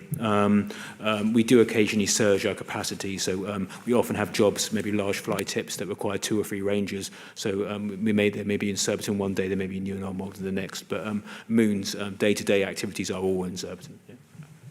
Okay. Okay, thank you, Councillor. Councillor Hurlinger. Yeah, thank you very much. I noticed that sort of one of the duties that are reported is including under the small fly tipping removal that estate agent signs are removed. This is an example of where I think the questioning by the public was quite good, because members may remember that one member of the public came and specifically mentioned about the estate agent's signs being removed, wasn't operating as well as he would have hoped, and now that's being picked up and